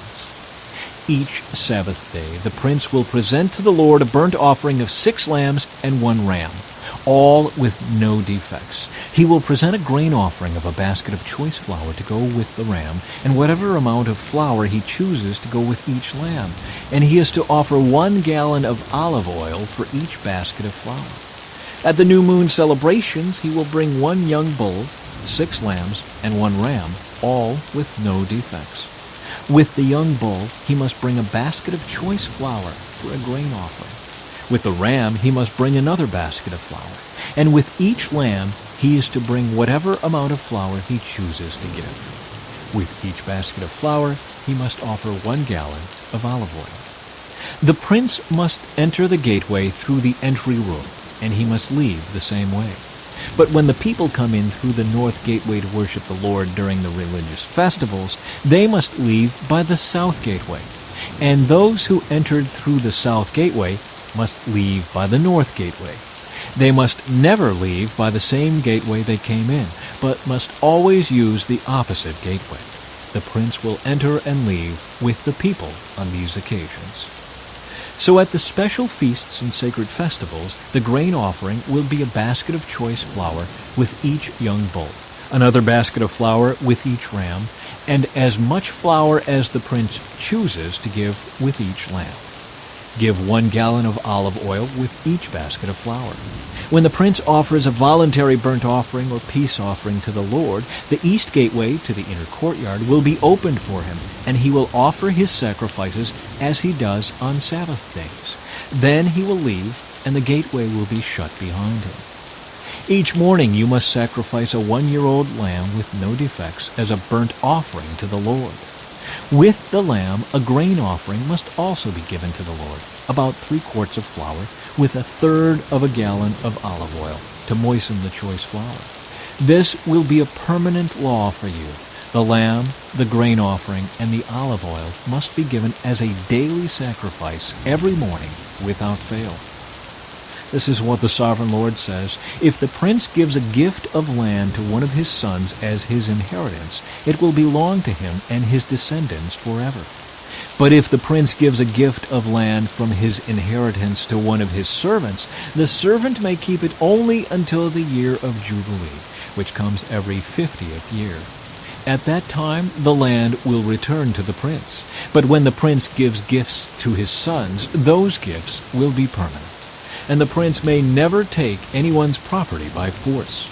If he gives property to his sons, it must be from his own land. For I do not want any of my people unjustly evicted from their property. The temple kitchens. In my vision, the man brought me through the entrance beside the gateway and led me to the sacred rooms assigned to the priests, which faced toward the north. He showed me a place at the extreme west end of these rooms. He explained, "This is where the priests will cook the meat from the guilt offerings and sin offerings, and bake the flour from the grain offerings into bread. They will do it here to avoid carrying the sacrifices through the outer courtyard and endangering the people by transmitting holiness to them." Then he brought me back to the outer courtyard and led me to each of its 4 corners. In each corner I saw an enclosure. Each of these enclosures was 70 feet long and 52.5 feet wide, surrounded by walls. Along the inside of these walls was a ledge of stone with fireplaces under the ledge all the way around. The man said to me, "These are the kitchens to be used by the temple assistants to boil the sacrifices offered by the people." Chapter 47. The River of Healing. In my vision, the man brought me back to the entrance of the temple. There I saw a stream flowing east from beneath the door of the temple and passing to the right of the altar on its south side. The man brought me outside the wall through the north gateway and led me around to the eastern entrance. There I could see the water flowing out through the south side of the east gateway. Measuring as he went, he took me along the stream for 1,750 feet and then led me across. The water was up to my ankles. He measured off another 1,750 feet and led me across again. This time, the water was up to my knees. After another 1,750 feet, it was up to my waist. Then he measured another 1,750 feet, and the river was too deep to walk across.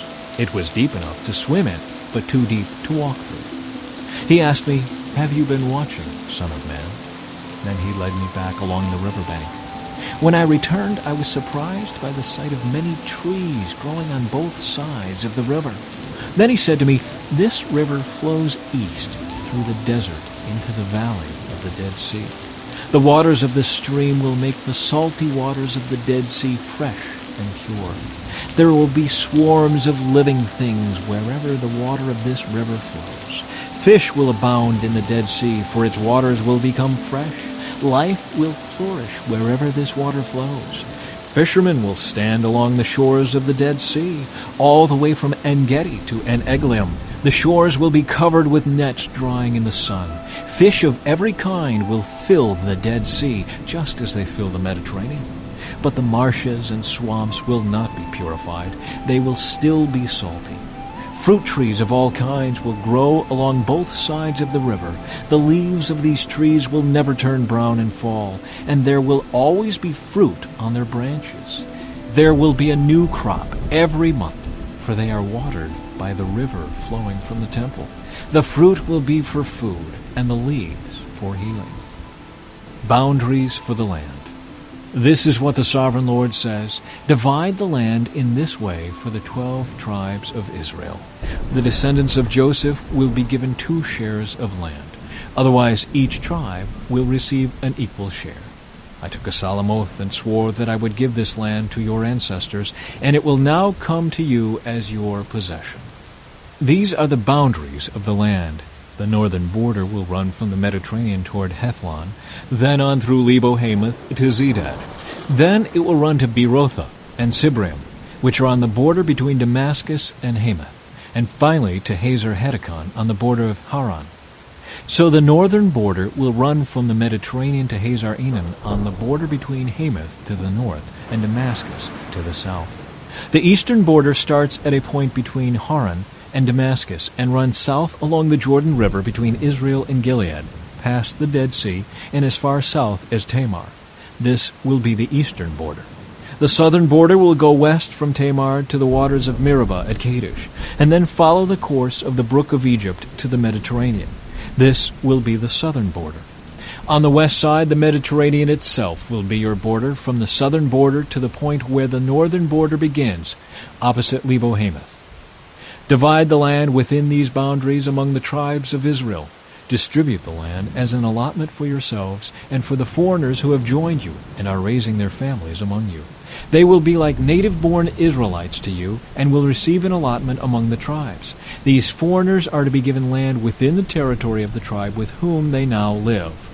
I, the Sovereign Lord, have spoken. Chapter 48. Division of the land. Here is the list of the tribes of Israel and the territory each is to receive. The territory of Dan is in the extreme north. Its boundary line follows the Hethlon road to Lebo-Hamath and then runs on to Hazar-Enon on the border of Damascus, with Hamath to the north. Dan's territory extends all the way across the land of Israel from east to west. Asher's territory lies south of Dan's and also extends from east to west. Naphtali's land lies south of Asher's, also extending from east to west. Then comes Manasseh, south of Naphtali, and its territory also extends from east to west. South of Manasseh is Ephraim, and then Reuben, and then Judah, all of whose boundaries extend from east to west. South of Judah is the land set aside for a special purpose. It will be 8 1/3 miles wide and will extend as far east and west as the tribal territories, with the temple at the center. The area set aside for the Lord's temple will be 8 1/3 miles long and 6 2/3 miles wide. For the priests, there will be a strip of land measuring 8 1/3 miles long by 3 1/3 miles wide, with the Lord's temple at the center. This area is set aside for the ordained priests, the descendants of Zadok, who served me faithfully and did not go astray with the people of Israel and the rest of the Levites. It will be their special portion when the land is distributed, the most sacred land of all. Next to the priest's territory will lie the land where the other Levites will live. The land allotted to the Levites will be the same size and shape as that belonging to the priests, 8 1/3 miles long and 3 1/3 miles wide. Together these portions of land will measure 8 1/3 miles long by 6 2/3 miles wide. None of this special land may ever be sold or traded or used by others, for it belongs to the Lord. It is set apart as holy. An additional strip of land 8 1/3 miles long by 1 2/3 miles wide, south of the sacred temple area, will be allotted for public use, homes, pasture lands, and common lands, with a city at the center. The city will measure 1.5 miles on each side, north, south, east, and west. Open lands will surround the city for 150 yards in every direction. Outside the city, there will be a farming area that stretches 3 1/3 miles to the east and 3 1/3 miles to the west, along the border of the sacred area. This farmland will produce food for the people working in the city. Those who come from the various tribes to work in the city may farm it. This entire area, including the sacred lands and the city, is a square that measures 8 1/3 miles on each side. The areas that remain to the east and to the west of the sacred lands and the city will belong to the prince. Each of these areas will be 8 1/3 miles wide, extending in opposite directions to the eastern and western borders of Israel, with the sacred lands and the sanctuary of the temple in the center. So the prince's land will include everything between the territories allotted to Judah and Benjamin, except for the areas set aside for the sacred lands and the city. These are the territories allotted to the rest of the tribes. Benjamin's territory lies just south of the prince's lands, and it extends across the entire land of Israel from east to west. South of Benjamin's territory lies that of Simeon, also extending across the land from east to west. Next is the territory of Issachar, with the same eastern and western boundaries. Then comes the territory of Zebulun, which also extends across the land from east to west. The territory of Gad is just south of Zebulun, with the same borders to the east and west. The southern border of Gad runs from Tamar to the waters of Meribah at Kadesh, and then follows the brook of Egypt to the Mediterranean. These are the allotments that will be set aside for each tribe's exclusive possession. I, the sovereign Lord, have spoken. The gates of the city. These will be the exits to the city. On the north wall, which is 1.5 miles long, there will be 3 gates, each one named after a tribe of Israel. The first will be named for Reuben, the second for Judah, and the third for Levi. On the east wall, also 1.5 miles long, the gates will be named for Joseph, Benjamin, and Dan. The south wall, also 1.5 miles long, will have gates named for Simeon, Issachar, and Zebulun. And on the west wall, also 1.5 miles long, the gates will be named for Gad, Asher, and Naphtali. The distance around the entire city will be 6 miles, and from that day the name of the city will be, The Lord is There.